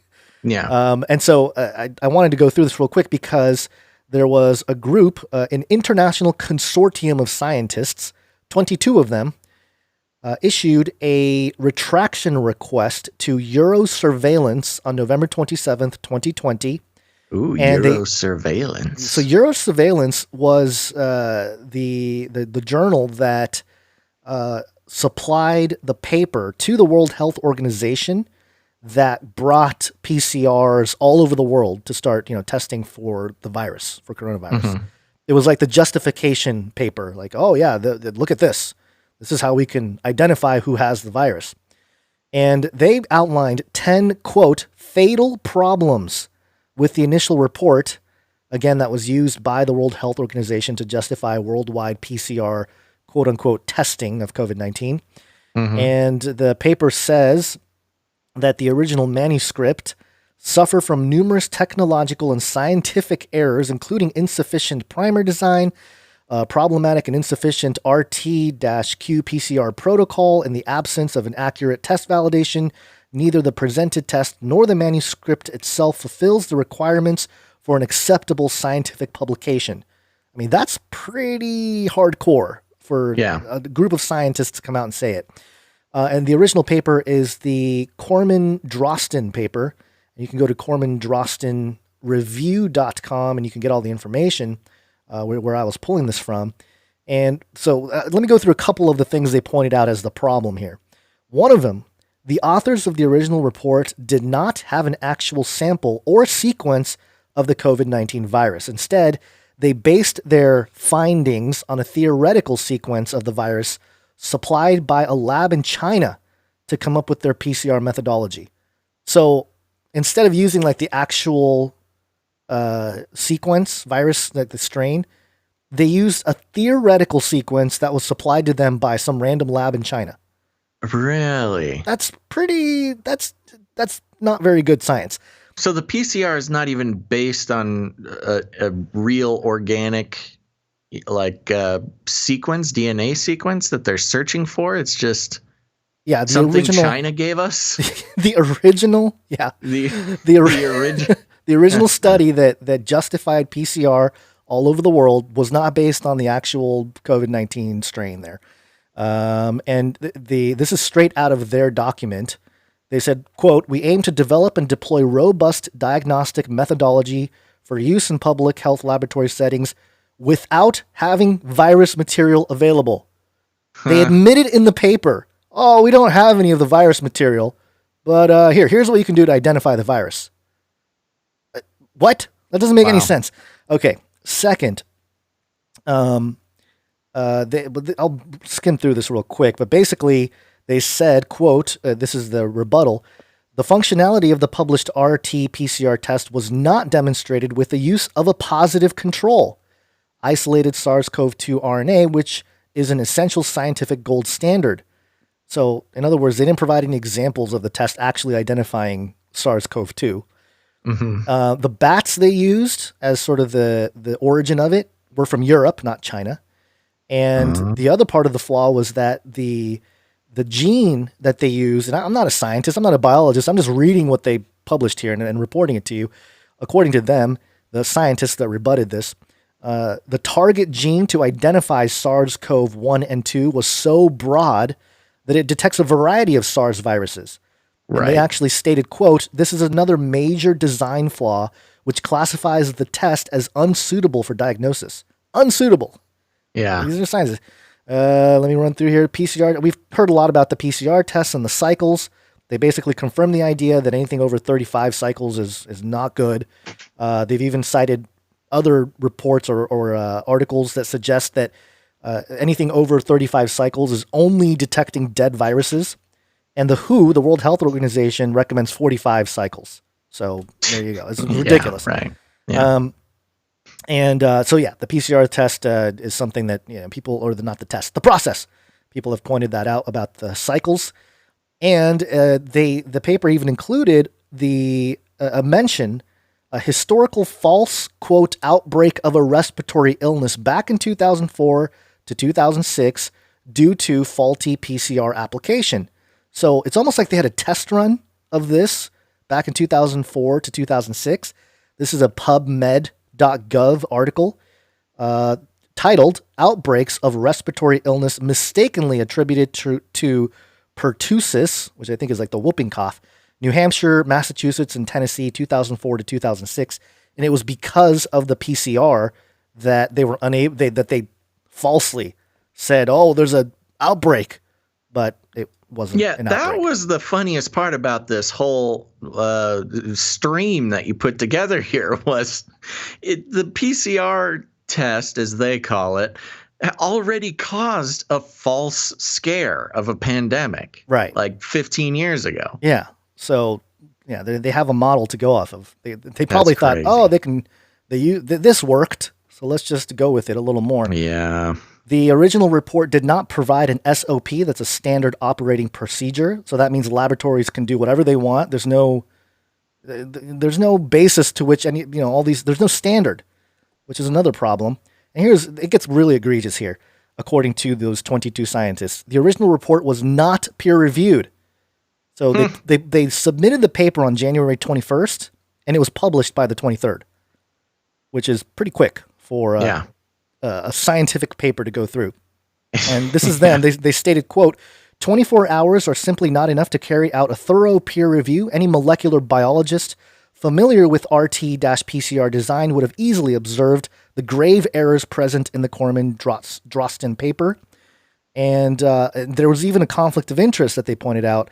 Wow. Two authors of the Corman-Drosten paper, Christian Drosten and Chantal Ruskin, are also members of the editorial board of this journal. So, hello, yeah, if you're on the editorial board... Conflict of interest, anyone? If you're on the editorial board submitting papers, you might have a little advantage to get the paper Real. through. And just to get my own self straight here, you're saying this was the paper that was instrumental in getting the PCR test sort of approved as the test for coronavirus, standardized across the world, at least from the World Health Organization. Peer-reviewed. Yeah. They didn't use an actual isolated, sequence for the virus. No. They gave 24 hours for peer review, and one of the guys who wrote it was on the board for the journal. Yeah. So okay. Problems. Yeah, this sounds legit. It sounds legit. And they also mentioned that the original paper said that they had 4 false positives out of 310 tests. And if you apply the same percentage, which is like 1.6 or 7% or something like that, if you apply the same percentage to the number of PCR, quote unquote, tests that have been done on Americans, you're talking about 2.3 million tests that could be a result of false positives. Yeah. Wow. So that's a lot. 2.3 million is a lot. And the scientists suggest that that's a low number, that there's probably a lot more than this low percentage here. Right. And the last thing, they talked about lockdowns, and this is where it goes into the sheriff's clips here. But they basically stated that lockdowns are, quote, increasingly bizarre and illogical restrictions. Those are their words. And they talked about how it's only going to cause more inhumane treatment of the populace, especially the elderly, reprehensible economic damage, and, quote, loss of democracy and human rights. These are scientists saying that lockdowns will cause loss of democracy and human rights. For anybody that, and if you have friends or family, listen to the scientists. Well, that's what they said. These scientists, anyway. Yeah. And so, again, is there a strain of like a flu-like thing out there? Sure. Is it infecting them as many people as they say? I'm highly skeptical. Maybe not, I am highly skeptical. Bro, the amount of people that I know personally that have gotten and been who have healed or whatever is up to 6 now. I know 6 people who've had it, and they're all just saying, it felt pretty crummy for a few days, but really no big deal. Not to say that other people haven't passed. Like I said, I know one of my friends, her grandparents passed from it, but of course, there's age issues and COPD and things involved. But everybody else who has had it is they're up and running around now, going to super spreader events. Yeah, I have some family, or at least extended family, that have also passed away from it, allegedly. Mm-hmm. And I can't dig too much because it's too far removed from family. It's sensitive thing. It's sensitive. I don't want to get in there and be like, have you seen this paper? Right, that's not going to help anybody. It's not. But I am skeptical as to, okay, they might have gotten it, but was that the main cause of their death? And they were older, they're over 60. And so the point is not, nobody's dying from this. It's that, the death rates generally, at least in our country, have stayed almost exactly the same as past years. And people dying is very unfortunate. And of course, people should take steps to protect themselves. But as far as, shutting down an entire economy and taking away people's livelihoods and ability to feed their children, that's where it gets a little sketchy. Yeah, that's really the whole point here. And I don't think locking down is the answer. And neither do these sheriffs, or at least this sheriff department. Woo, sheriffs! In Riverside County, going all in. Let's play a quick clip of Chad Bianco, Riverside County Sheriff. We have all recently learned of the new regional approach to combating COVID-19 and the pending closure and stay-at-home orders from our governor. We were also told there was a potential he would be withholding federal and state funding from counties who did not enforce the orders. Ooh. Ironically, it wasn't that long ago our same governor loudly and publicly argued how wrong it was for the President of the United States to withhold federal funding from states not complying with federal laws. The dictatorial attitude toward California residents while dining in luxury, traveling, keeping his business open, and sending his kids to in-person private schools is very telling about his attitude toward California residents, his feelings about the virus, and it is extremely hypocritical. These closures and stay-at-home orders are flat out ridiculous. The metrics used for closures are unbelievably faulty and are not representative of true numbers and are disastrous for Riverside County. When the medical field is so split about this virus, it might be time to employ a little common sense. Keeping money and support from our hospitals, who are struggling with normal, seasonal increases in patients, coupled with COVID-19 patients, is irresponsible. It appears part of the new goal is to shift attention away from his and others' personal behavior with a do as I say, not as I do attitude by turning public opinion against California sheriffs. He is expecting us to arrest anyone violating these orders, cite them and take their money, close their businesses, make them stay in their homes, and take away their civil liberties, or he will punish all of us. I believe that all jobs are essential to someone. Leaders do not threaten, attempt to intimidate, or cause fear. Bullies do. Oh. As has been our position from the beginning of this pandemic, the Sheriff's Department is asking and expecting Riverside County residents to act responsibly and do what they can to protect themselves and their family from contracting the virus. Shoo, hallelujah. Booyah, man. I gotta say, I've said it once, I've said it before, I'll say it a million times. The sheriffs are the coolest law enforcement agency in this country. You know why? Because they're elected.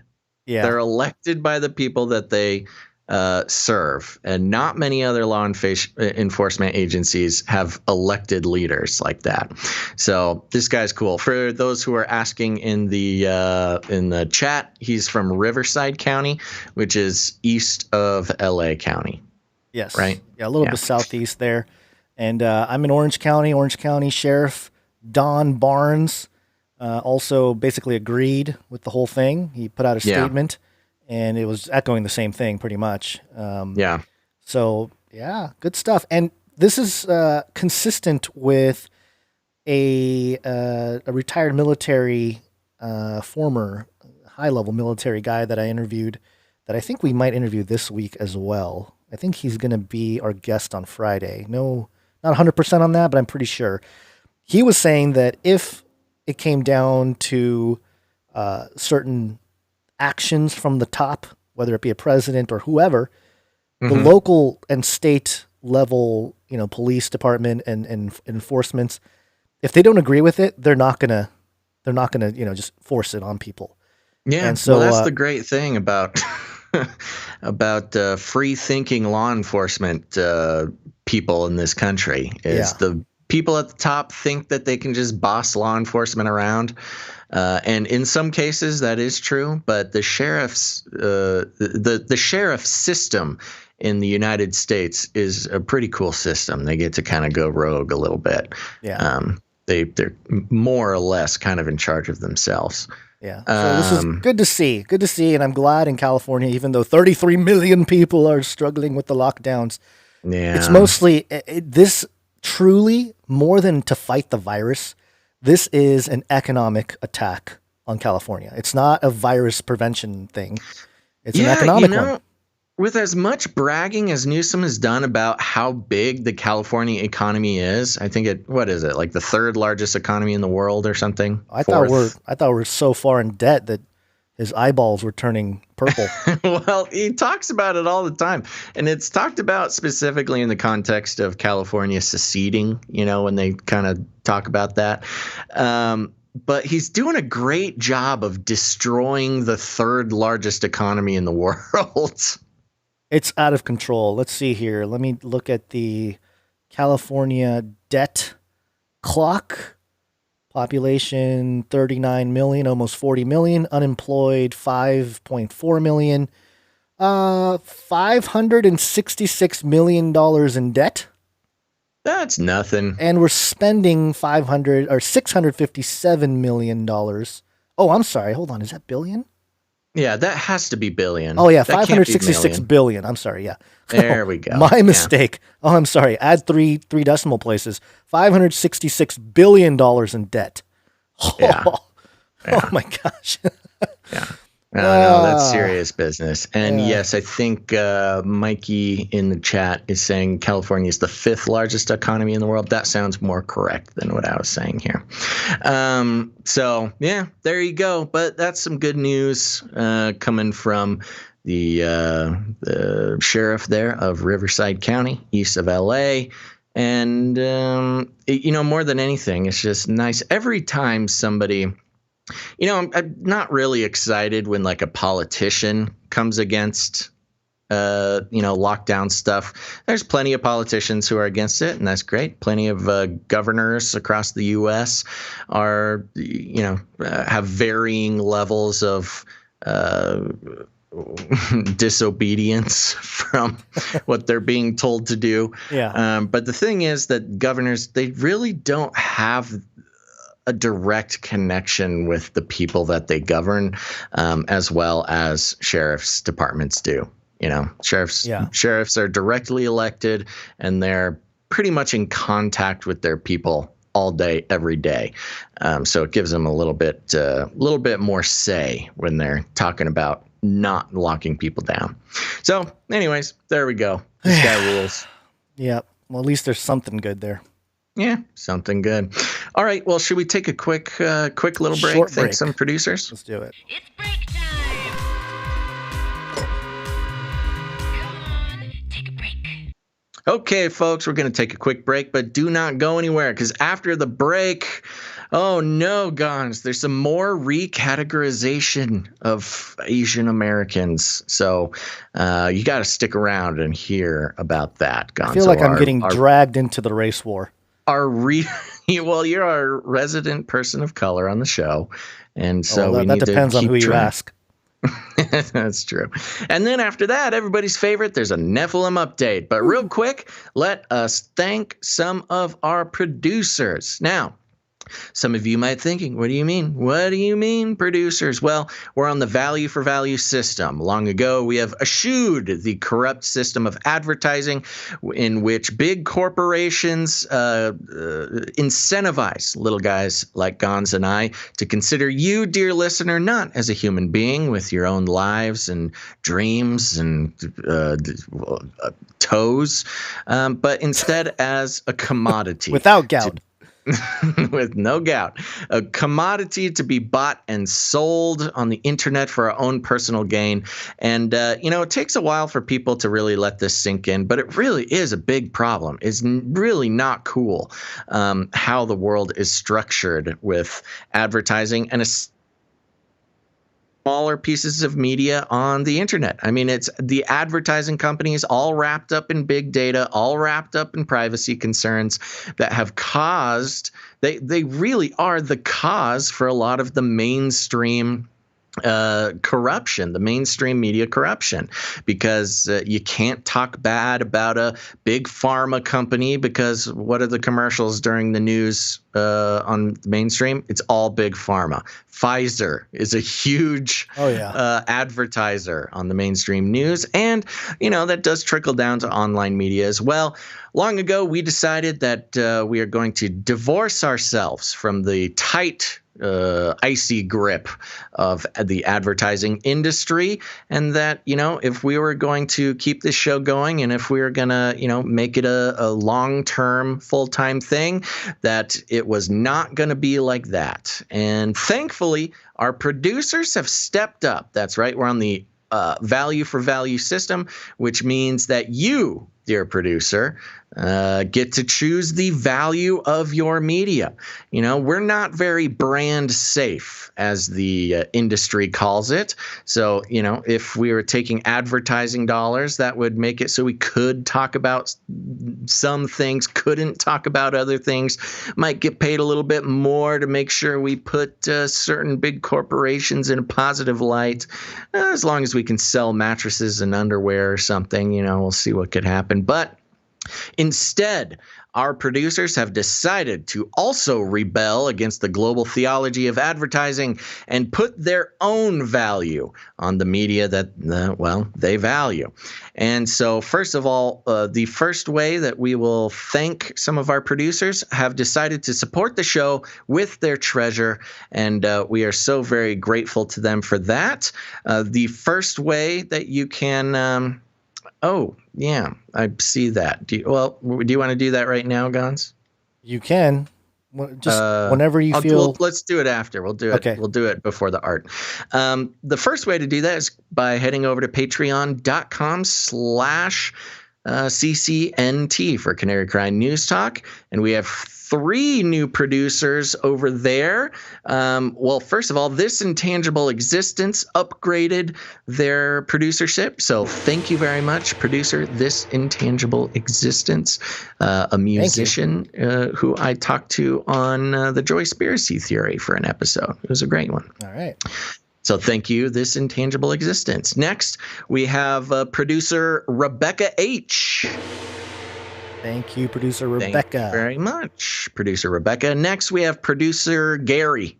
Thank you very much, producer Gary H. Thank you, producer Gary. Then we also have patreon.com/Canary Cry Radio. Canary Cry Radio is technically our interview style show. We had a great conversation with Jay Dyer on Friday for Canary Cry Radio. And over on the patreon.com/Canary Cry Radio, we have Aiden M. coming in and upgrading his producership for Canary Cry Radio. Thank you very much, Aiden. Okay, now, if you don't like Patreon, that's okay. A lot of people don't like Patreon. We totally understand. That's why we have canarycryradio.com/support. canarycryradio.com/support. That's right. It's back up and running, folks. canarycryradio.com/support is back. So you can head there to support the show in a lot of different ways. One of them is just through PayPal there. You can come in with monthly producership, or if commitment is not your thing, you can just make a one-time producership in any amount. And Gonz, who do we have coming in on PayPal? PayPal, we got a good handful of people today. Thank you for all the producers and recurring producers there. We don't always mention your name, but we do appreciate it. First off, we have producer Aaron's Flooring. Thank you very much, Aaron's Flooring. And he has a note here. Love the Christian perspective on the news, guys. One tiny suggestion. Enough with the Flippy updates. No way. Flippy forever. I know one man who is against that whole idea. Value for value all the way. No agenda style. So thank you for that. Thank you very much. Producer Aaron's Flooring. Next up, we have producer Dust. Yeah. Producer Dust. And that's... He sent over some support from Canary Cry Merch Perch. Amen. That's very cool. Yeah, good to see. Thank you very much. There's our first paycheck from the Merch Perch. And I might as well just... Stepping all over jingles again. Sorry, that eagle got me again. I might as well just mention right now, make sure to head over to Canary Cry Merch Perch, where you can get your Canary Cry merch. It's a family affair. It's created by producer Dust. He runs the whole thing, and all of the products are sold at cost, so they're as cheap as we can make them, or as cheap as Dust can make them. But you have the opportunity to tip the artist, tip the webmaster, or you can tip Gonz and I as well. So thank you very much. And make sure to check out canarycrymerchperch.com. Kara Dawn, or maybe it's Sarah, Dawn in the chat says, do you guys run the Canary Cry Radio merch page on Redbubble? And I think we made a Redbubble page a long time ago. We haven't touched it. I haven't been on there in a long time. But that's the great thing about Redbubble, is it kind of runs itself. Yeah. Yeah, I don't know. We did create that long ago. I would be curious if it's still running over there. But yes, if you do find Canary Cry Radio merch over on Redbubble, it's probably our old one. Yeah, years ago. Yeah. Okay, continuing on here. Producer Sylvan. Thank you very much, Producer Sylvan. Thank you, Producer Sylvan. Next up, we have Producer Ivan L. Thank you very much, Producer Ivan. Producer Ivan L. And then we have Producer Sherry H. Or is it Sherry? Cherie. Cherie, that's right. Cherie H. Yes, thank you very much, Producer Cherie. And next up, we have Producer Mercury Rising. Woo, that's fun. Thank you very much, Producer Mercury Rising. And I believe Producer Mercury has the executive producership for the show. Yes, he does. Executive producer of episode 273. Perfect. Next, we have Producer Dale B. Thank you, Producer Dale B. Thank you very much, Producer Dale. And a new monthly supporter, Producer Teresa Y. Thank you very much, Producer Teresa Y. Woo! All right. Well, that's a breath of fresh air after the couple weeks of producership scare we had there. So thank you guys very much. Yes, that's the only way we can keep the show going. If it wasn't for our producers, who knows where we'd be, Gonz? It would be a dark, dark winter. Now, let's do this now. Let's do the Spotify thing now. Okay. So, as many of you are aware, if you use Spotify, the Spotify wrap up was happening over the past couple weeks here. For those who don't know, it's basically Spotify takes all of your big data and makes you graphs and tells you who you listen to the most and how many hours of listening to Nine Inch Nails you spend throughout the year, or whatever. But we had a producer send in his Spotify wrap up, and it was kind of cool. I got to pull it up. I completely lost it. Where did it go? Do you have it? You got to scroll way down. Got to scroll. Ah, there we go. Yes. And so we will show on the screen here. It's a Spotify wrap up. And that's us, Gonz. You threw your own Canary Cry radio marathon listening to 7 episodes in one day. How does that even work? I have no idea. That's not sleeping much, apparently. Do you have the name of this guy? Do I need to look it up? Yeah, Hold on. Let me look it up. The email. You do the next one while I look it up. Okay, the other one here, it's another Canary Cry. Your top podcast was Canary Cry Radio. You listened to 95 episodes for a total of 9,572 minutes. Small talk doesn't stand a chance. That's pretty funny. That's a lot of minutes being listened of us. How many was it exactly? 9,572 minutes of Canary Cry Radio. 95 episodes total. Oh my gosh. Yeah, this guy is really doing it. Oh my gosh. I'm trying so hard. Yeah, you got to go back. Find it. You got to go back like over a week maybe. Well, I just searched Spotify. Oh, that might be rough. Didn't work, so I gotta find it. Okay, you continue while I find the Spotify guy. Okay. As Basil was mentioning, there are other ways you can support the show, and of course, your treasure is very much welcome, and we appreciate that. But you can also give us your time and your talent. I found it. Oh, yep. Go ahead. It's Sergey. It's producer Sergey. Thank you very much, Sergey. Appreciate it. Yeah, that's a lot of minutes dedicated to listening to us ramble on. It's crazy. Somebody listened to us for almost 10,000 hours this year. Gosh, that's so many hours. That's so fun. So let me. What was I doing? Oh, yes, I was introducing the different ways you can support the show, and as a producer, and other than with your treasure, it's with your time and your talent. And you can send us jingles or little ISOs of songs or clips that you find. And we have a couple of them to share here. Give me one moment. Now that I scrolled down, I got to scroll back up and find the spot there. First off, we have a clip. Hold on. I just got a note I'm going to put in there for you. Oh, okay. Oh, gosh. More things. Oh, no. Oh, no. I've ruined everything. Hold on. Oh, I'm so sorry. I've destroyed. Put in a giant logo of Twitch, which... Here, I'll just do this. This will make it clear. Oh, what happened? Yeah. Okay. All right. Excellent. First off, we wanted to thank producer Terrell. Thank you, producer Terrell. He sent in a clip from... I think he said it was from... Oh, where is it?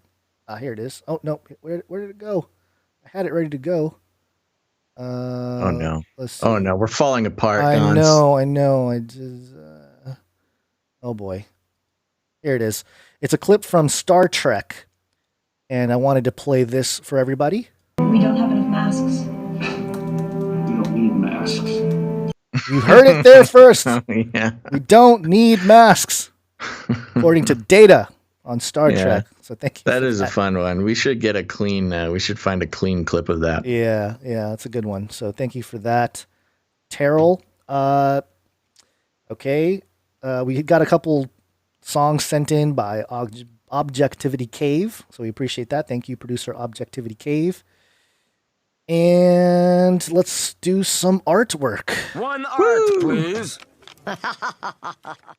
We always love the artwork being sent in. This first one here was sent in by Josiah, and Josiah drew Battle Rap, Gonz Eternal versus Basil I Am. What do you expect, mother? I'm half machine. And it's little tank-like Flippy robots with our heads on it. Yeah, this is great. Some battle rap from an episode or two ago. And they've got the did you know that BattleBots is playing still? The TV show BattleBots? I did not. I thought I saw something on it recently, but I thought it was like a rerun. Yeah, I think they're making BattleBots again. Anyways, cool. I digress. We've got two BattleBot-looking Flippy bots with, I think these are drawings that Allie did of us. Yeah. Pasted on there. So, Gonz, you and I are officially battle-rapping robots. Yeah, that should be fun. Very fun. We should just do that since we're both so good at dropping lines. You're getting pretty good. Not on the fly, though. I can't do it on the fly. Well, that's the big secret about battle rap is everybody kind of writes their bars beforehand and then just fits them in. Except that Flippy that we saw yesterday or the other episode. Yeah, that's true. Doing it on cue. So thank you for that, producer Terrell. Producer Josiah. Producer Josiah. We appreciate it. Next up, we have producer Rianne. She drew Fighting the Illuminati, one podcast at a time.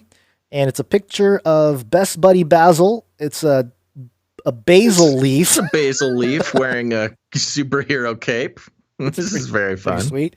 And Super Gonz, which is the Muppet baby Gonzo, who I identified with as a young person because I didn't know anybody named Gonzo. And if you watch the movie, he's an alien. This is very disappointing. But he's an alien from outer space. He's giving away your secret, Gonz. I know. It's no good. It's no good. But anyway, this is a great hand drawing here from Rianne. Appreciate it. It's very good. Thank you very much, producer Rianne. I kind of like the little basil leaf with the cape version for you. It's very cute. Yeah. Very cute. Not very scary looking, though. Yeah, well. I don't know if it would stop any crime. Just on looks alone. Well, thank you for that, producer Rianne. Next up, we have producer Grace come in with a quote. This is a Gonz quote from Canary Cry News Talk 272. Wars will be fought with battle rap. Work on those chops, kids. Drop those lines. Oh, yeah. So there the you go. battle rap was a real moment. I guess so. Yeah, people really liked it. So there you go. Producer Grace coming in with the quotes. We really appreciate that. And next up, we have producer Allie. This was fantastic. I loved it. It's the three presidents. It's so on cue, like for today's show. It's so right on. It's the three ex-presidents, Clinton, Bush Jr., and Obama. They're all standing there as reptilians. Yes, because they took the vaccine for the people. They said the side effects are there's what side effects? The side effects are fine. And Bill Clinton's got some horns growing out with his little reptilian eyeballs there. It looks like Bush got away got out the easiest. He just had some fangs come in. Well, his eyes too. Yes, he's got his reptilian eyes. And then Obama's gone full reptilian. Full scales all over his face. Yeah. Oh, it was great. This made me laugh. This brought a smile to my face. So thank you for that. Producer Allie, keep it up. And one more from producer Shauna. This is actually a picture, and I'm only sharing this because I did ask for it on Twitter. People were saying they saw stuff in the sky. It was Starlink, and I wanted to know if anybody grabbed a picture, a photo of Starlink. And this was apparently a friend of Shauna's, I think it said in the email. Mm-hmm. But it's a pretty good picture. And is this what we expect to see? A light show in the sky? Well, I think whoever took the picture knows their camera quite well, because it's kind of a little bit of a longer exposure, so you can really see it. But yeah, there you go. A full line of satellites just flying through the sky, one after the other. And one of these days, it's going to have Elon's mug. I know. In the sky, telling you. Easy. They got to just do it. Just put it in your brain. We're already connected. What if it just repeated that? Put it in your brain. We're already connected. Okay, so there you go. Thank you for that, Shauna. Producer Shauna. We really appreciate it. And I think that's it for all the producership. Oh, let me pull up. Somebody did put together the timestamps for the last episode. And let me get my source here so that I do it accurately. And what am I missing here? It was producer Jade Bouncerson, once again, coming in, doing the timestamps for episode number 272. Thank you very much. Very important to get those timestamps. It helps people on the YouTube channels skip around to, topic to topic instead of trying to make it all the way through. Yes. So there you go. I think that's all the producerships that we need to thank for today's show. Okay. Episode Wonderful. 237. We're getting there. We're almost at 300. That's right. Thank you to all of our producers. And remember, that's real. That's the real deal. But podcasts are so respected nowadays. You can actually put producer for episode 273 on your LinkedIn, put it on your resume, give them our email. We will vouch for you. And so thank you very much to all of our producers, all of our artists, and all of our musicians for giving us your treasure, time, and talent. We truly couldn't do the show without you. And remember, to support us for next show. It'll be episode 274 coming up on Wednesday. And you can do that by heading to patreon.com/CCNT or head over to canarycryradio.com/support. canarycryradio.com/support. That's right. Okie dokie. Well, Gonz, should we wake on up? Let's do it. Yes, it's wake up time. Hey, yo, wake up. Hey, yo, wake up. Okay, here we go. So we're going to start out with a great news outlet, Not the Bee. Race war. I've warned you and warned you and warned you. Still trying to figure out if Not the Bee is associated with the Babylon Bee. I thought it was. I have a feeling it is, but I thought it was their official it's their real news satire site. News, yeah, yeah, which is hard to tell apart. It is, nowadays. But this is notthebee.com. It's now considered, quote, white supremacist for an Asian to advocate for rule of law, which makes me think this isn't about white supremacy anymore. It's taken a long time, but there is an increasing evidence that wokeism has broken out of the backwaters of obscure gender studies professors' lounges and irrelevant celebrity activists struggling to get Instagram likes, and has begun making inroads into the hard sciences. The most recent example is the kerfuffle that came about from an email sent out by the president of Multidisciplinary Digital Publishing Institute, or MDPI, an open access publisher of author pays scholarly papers. And the email reads as such. When Soros Foundation started to support OA publishing, most of the OA journals listed on the Soros Foundation sponsored website were the journals launched and operated by me. I have been working hard to run MDPI to become the largest OA publishing company and one of the 5 largest scholarly journal publishers. I would like to clarify that, as an OA publisher, I admire my colleagues and friends from Elsevier, Springer, Nature, Elsevier, Springer Nature, Wiley, Frontiers, and many other companies or organizations who keep the same professional codes and standards of scholarly publishing service. More broadly, the frog is coming out. More broadly, I believe the so-called open society should also follow the rule of law and maintain law and order like other kind of society. Rule of law is the very foundation of Western civilization. I had a short conversation with the president of the prestigious Swiss university, EPFL. I know he does not like Trump, and I said perhaps Trump is the man to save the Western civilization because Trump has been protecting the social system of rule of law. It is strange that the media, including scholarly journals like Nature and NEJM, abandons political neutrality and start to create hatred between genders, races, nationalities, and perhaps classes. And I'm going back to the, there it is. It is strange that media, including, I think people are taken as respectable and honorable or better fit of a good position only because of their merits, nothing to do with their gender, race, nationality, etc. I do not think Biden will give more money to support scientists to do research. He will take money from hardworking people or taxpayers to pay lazy people, and there will be less money to distribute as research grants. As a chemist, I know the French Revolution killed the founder of modern chemistry, a best scientist. This kind of movement in the Western countries supported by Biden will be disastrous to all of us. Sad. It becomes politically correct to say, like Nature said, Biden, wear the most beautiful clothes. The silent majority, including me, see that the emperor has no clothes. This is best regards, Shu Kun, PhD, president of MDPI. The article continues. You could tell this was going to be trouble right from the start. First, look at the guy's names. Shu Kun Lin. Talk about signaling white supremacy. Might as well be Bradley Witherspoon III. Fortunately, Michelle Nolan, an assistant university librarian at the University of Florida responsible for chemical engineering, chemistry, and materials science and engineering, was not going to stand idly by and allow this outrage to stand.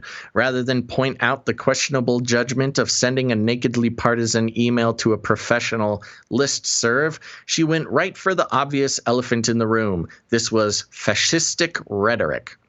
Here's the tweet from Michelle Nolan. Would absolutely love to know why the president of MDPI Open Access is sending fascist rhetoric out to a professional chem information listserv. Researchers, if you have ever considered publishing or reviewing for MDPI, it's time to reconsider. What made it fantastic, other than the fact that nowhere in the email did he condemn President Trump and even suggest he might have a positive quality or two? It was his use of coded white supremacist dog whistles. And it's another tweet from Michelle Nolan here explaining, I thought that reading rule of law is the very foundation of Western civilization was going to be the most white supremacist coded language I read in a professional email all day. But then I kept reading the same email. Back to the article. Wait a minute. What? Rule of law is the very foundation of Western civilization. It's racist. The most white supremacist coded language? Yes. For a communist? You know only racists love rule of law? She's a commie. She is a commie. She's a librarian. Oh, gosh. They let you just take books for free at the library. Oh, that's right. You gotta put it on your card. The article continues. You can read this for yourself in his email above. If you don't believe me, he actually supports the rule of law and Western civilization. Clearly white supremacist coded language, according to a University of Florida chemist who likely has a frequent interactions with impressionable young minds. And that wasn't the worst of it, as she intimates. No, it gets genuinely horrific after this. Let's see. She continues in her tweets. He also emailed the following message to the entire listserv on 6/9/20 during the Hudlicki-Angu fiasco, which I'm sure Chem Twitter remembers well. Are you hooked in with Chem Twitter? Apparently there's a chemistry Twitter. I am not. I really didn't like chemistry in high school. Okay. Adding in a follow-up email that it was his personal opinion when questioned if he was speaking for MDPI officially. And this horrible email he sent said, "Too many hypocrites. I do not see any problem with Professor Thomas Hudlicki's opinion. Black lives matter. White lives matter. All lives matter. Shukun. White supremacy. Heil Hitler." I added that second part. The article continues. Yes, he went there. All lives matter. The hatred from this hater is almost too much to handle all at once. I mean, all lives, really? Shame on this white supremacist. And then there's a picture of him where they drew a Hitler mustache on this poor Asian man. Well, and it says this in parentheses. This picture may or may not have been doctored. Yeah.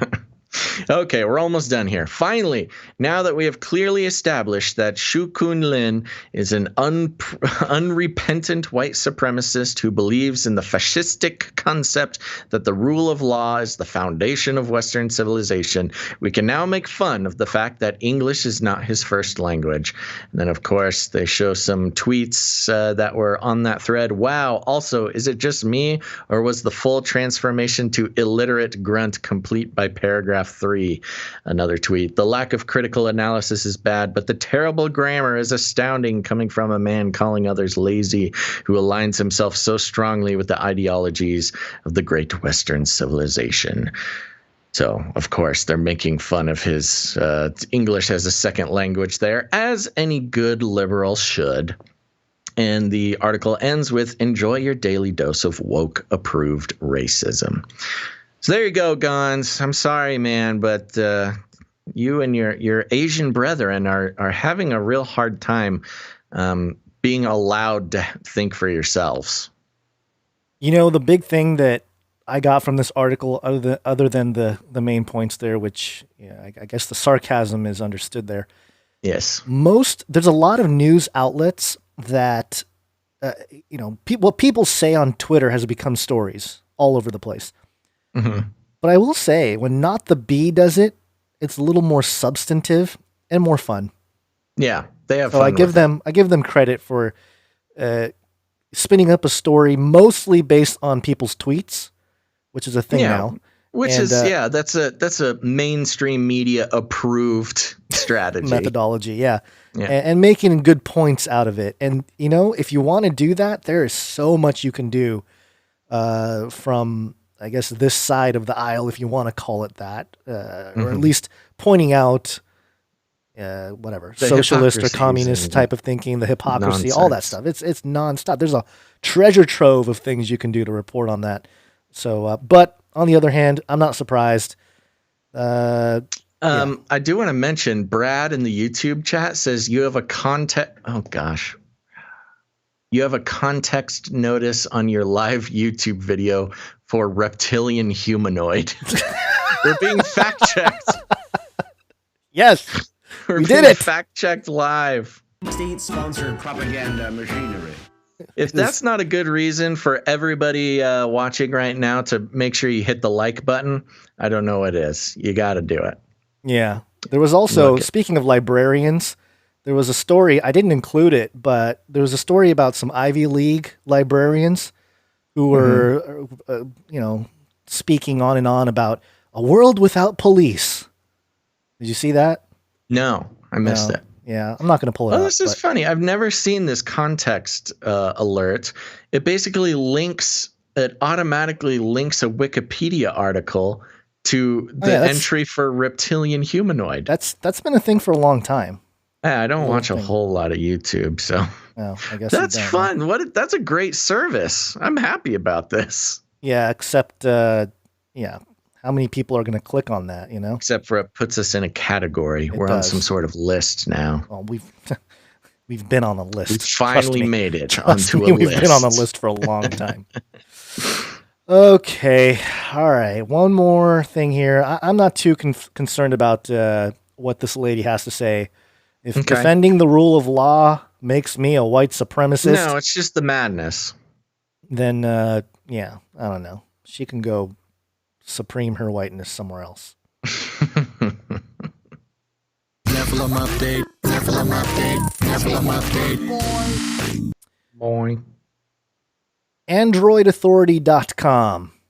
Oh, this sounds like a dope website. Dope. The best Stars TV shows you can stream right now. Oh, okay. Do you have Stars TV? No. I thought they went out of business. I don't know who still has it, but apparently they're still around. Okay. And this is all propaganda. But first off, there's a couple of them. I'll get to the Nephilim part. The #1 show, American Gods. Ongoing. This is 2 seasons. Yeah. There's a character named Moon, Shadow Moon. He's the main character. Yeah. Moon quickly discovers that not only is Mr. Wednesday, Moon meets Mr. Wednesday. Mr. Wednesday, the Norse god Odin, but that other old gods still exist. Mr. Wednesday seeks to round up these old gods to battle against the new gods, such as drugs and technology. Yeah. This is pretty interesting show. This was a book by Neil Gaiman, which somebody sent to me a while back, and I have not read it yet. I'm sorry. It's a little intimidating. It's a big book. But I did watch the first episode of American Gods because they give it to you for free. I don't have a Stars. I think Stars might be running it through Amazon Prime or HBO or something. But I saw the first episode. It was very interesting. And, it's obviously filled with all sorts of stuff you wouldn't want your kids to watch. But they also charge for every individual episode. Oh, gosh. So you have to pay $3 every episode, which is why I only watched one. I wasn't quite locked in. But it's kind of Mike Heiser-esque. Like it's sure. It kind of personifies, the old gods, the Elohim, and then kind of has the uprising of the new gods. Like, I don't know, there's like this kid who kind of represents technology and the digital world. And it sort of plays out the battle between all of these gods. But very reminiscent of like the Elohim described in the Bible. And their sort of territory disputes and things like that. Yeah, it reminds me again of Daniel 11. We talked about it in the last episode, I think. But Daniel 11, how the man of sin, Antichrist figure, he's going to, reject the old gods and magnify himself above every god, but also do so honoring the god of fortresses, a new god. This other god that the gods of his fathers did not know. So.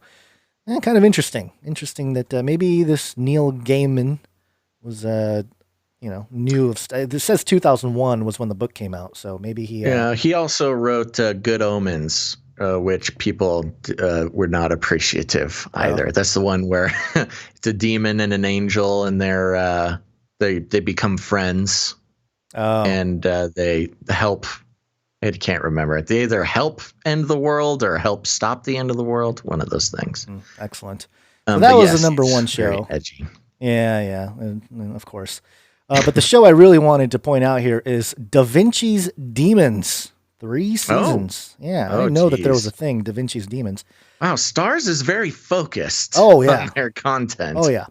This is a fictional take on 25-year-old Leonardo da Vinci in Renaissance Florence.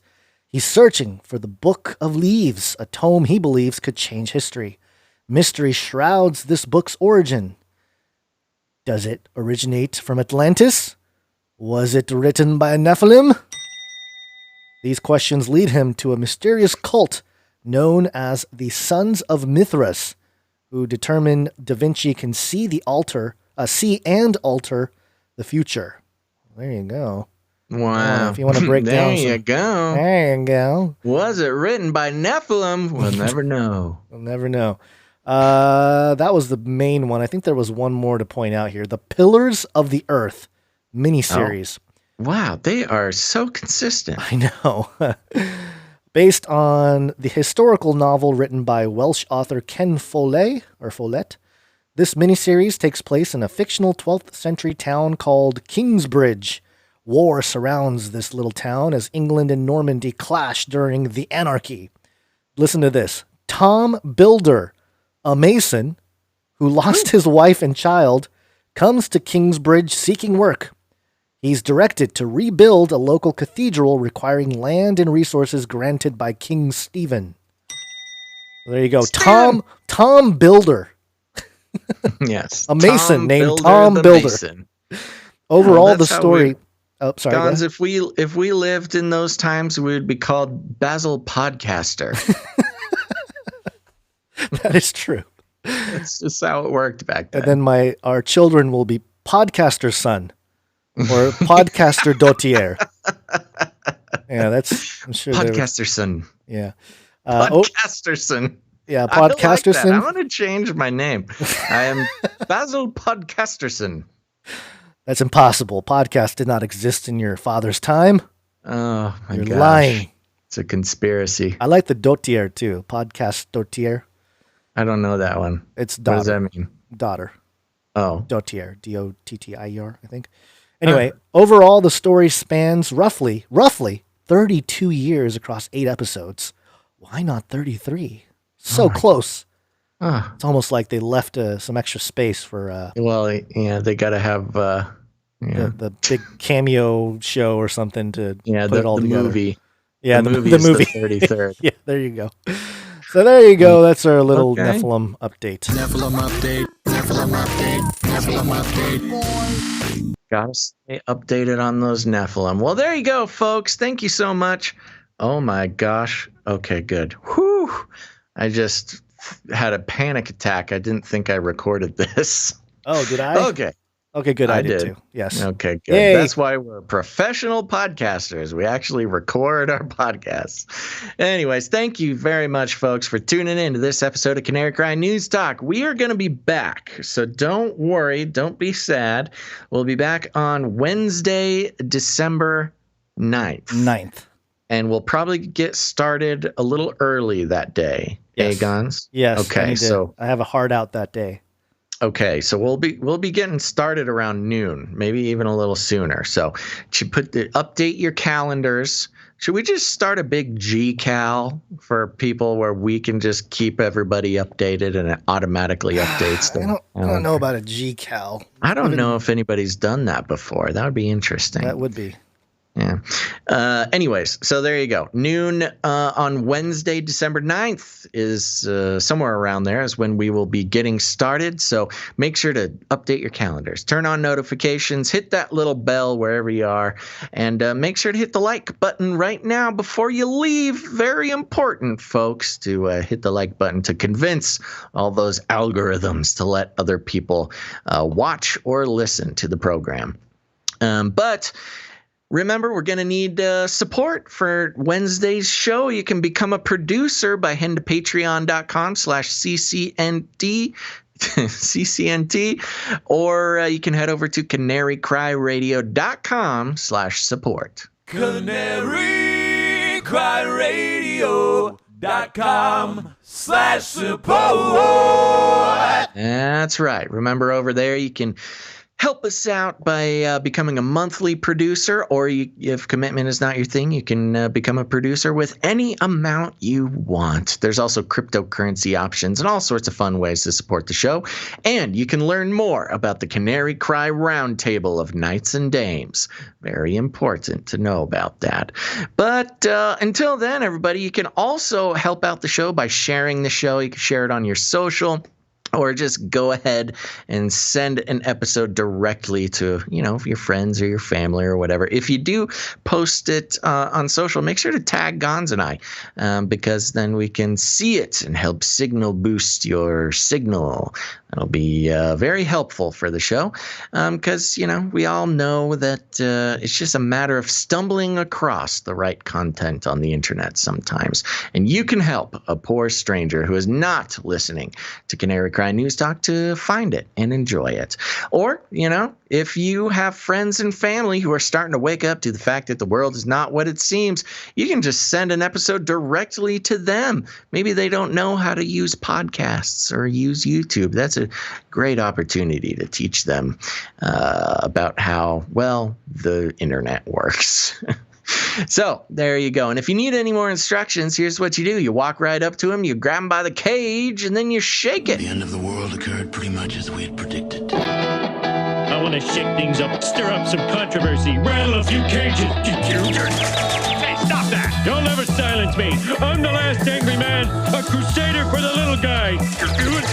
Leave the bird alone. Never. Rattle a few cages. Rattle a few cages. The human race will have every opportunity to improve. And if they don't? Ask Stella. And if they don't? All right, Gonz. Well, thank you, everybody, for listening. One more time, just a reminder, Wednesday, December 9th, around noon, be here or else. Gonz, do you have any last words? Yeah, I'm looking at a story that I think we'll cover on Wednesday. An agents raid home of fired Florida data scientist who built COVID-19 dashboard, and there's some video. It's going all over Twitter. So we'll research this, see what's going on here, and allegedly this lady was fired for not manipulating data to support opening back up Florida back in May, and now agents raided her home. So we'll see what's going on here. Whoa, big story. Yeah, big story. Okay, we'll talk about that on Wednesday. Well, thanks everybody for listening. Now, here's the thing. Make sure to stick around. We'll have the Canary Cry mixtape at the end of the show. And God bless you all. Thanks for listening to this episode of Canary Cry News Talk. Make sure to tune in next time. But until then, think outside the cage.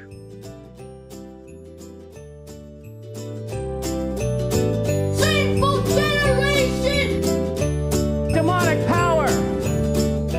He's a Satanist and melt those babies into candles. Better, bigger, tastier. Remember, reality is an illusion. The universe is a hologram. Buy gold. Buy! I want to shake things up, shake things up. I want to shake things up, shake things up. Leave the bird alone. I want to stir up some controversy. I want to rattle a few cages. I'm the last angry man. You'll never silence me. I'm the last angry man. I'm the last angry man. You'll never silence me. I'm the last angry man. A crusader for the little guy. Well, we'll see about that. Whatever, Illuminati.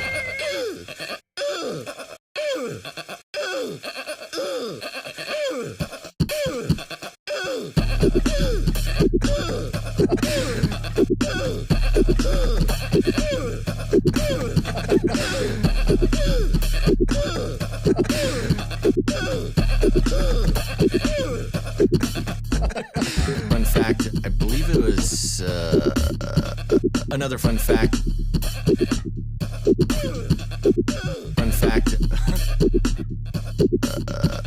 Another fun fact.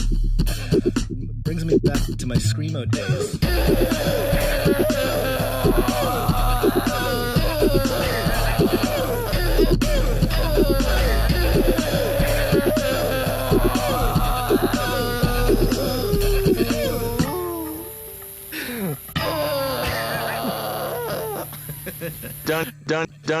Don't even get me started on bidets, man. Bidets, man. Bidets, man. I'm telling you, you were living the life, man. Bidets, man. From the king. Do pot, that's where I started. Light up a huge blunt. A joint. Give everybody Magic mushrooms. Smoke. The CIA, I mean, lots of intelligence agencies have tested secretly dosing communities. LSD. Psychoactive pills should be covertly administered.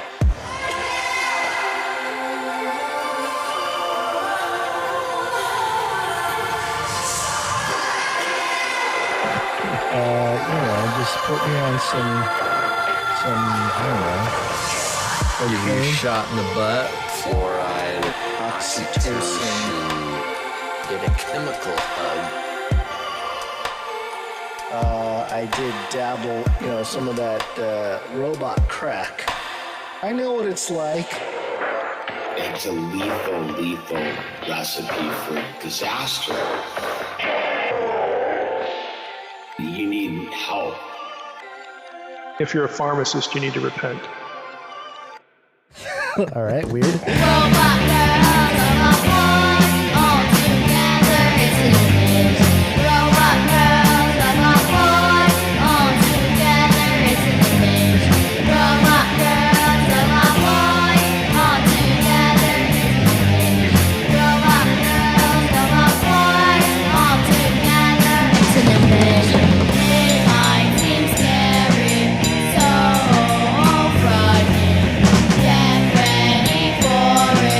Don't push your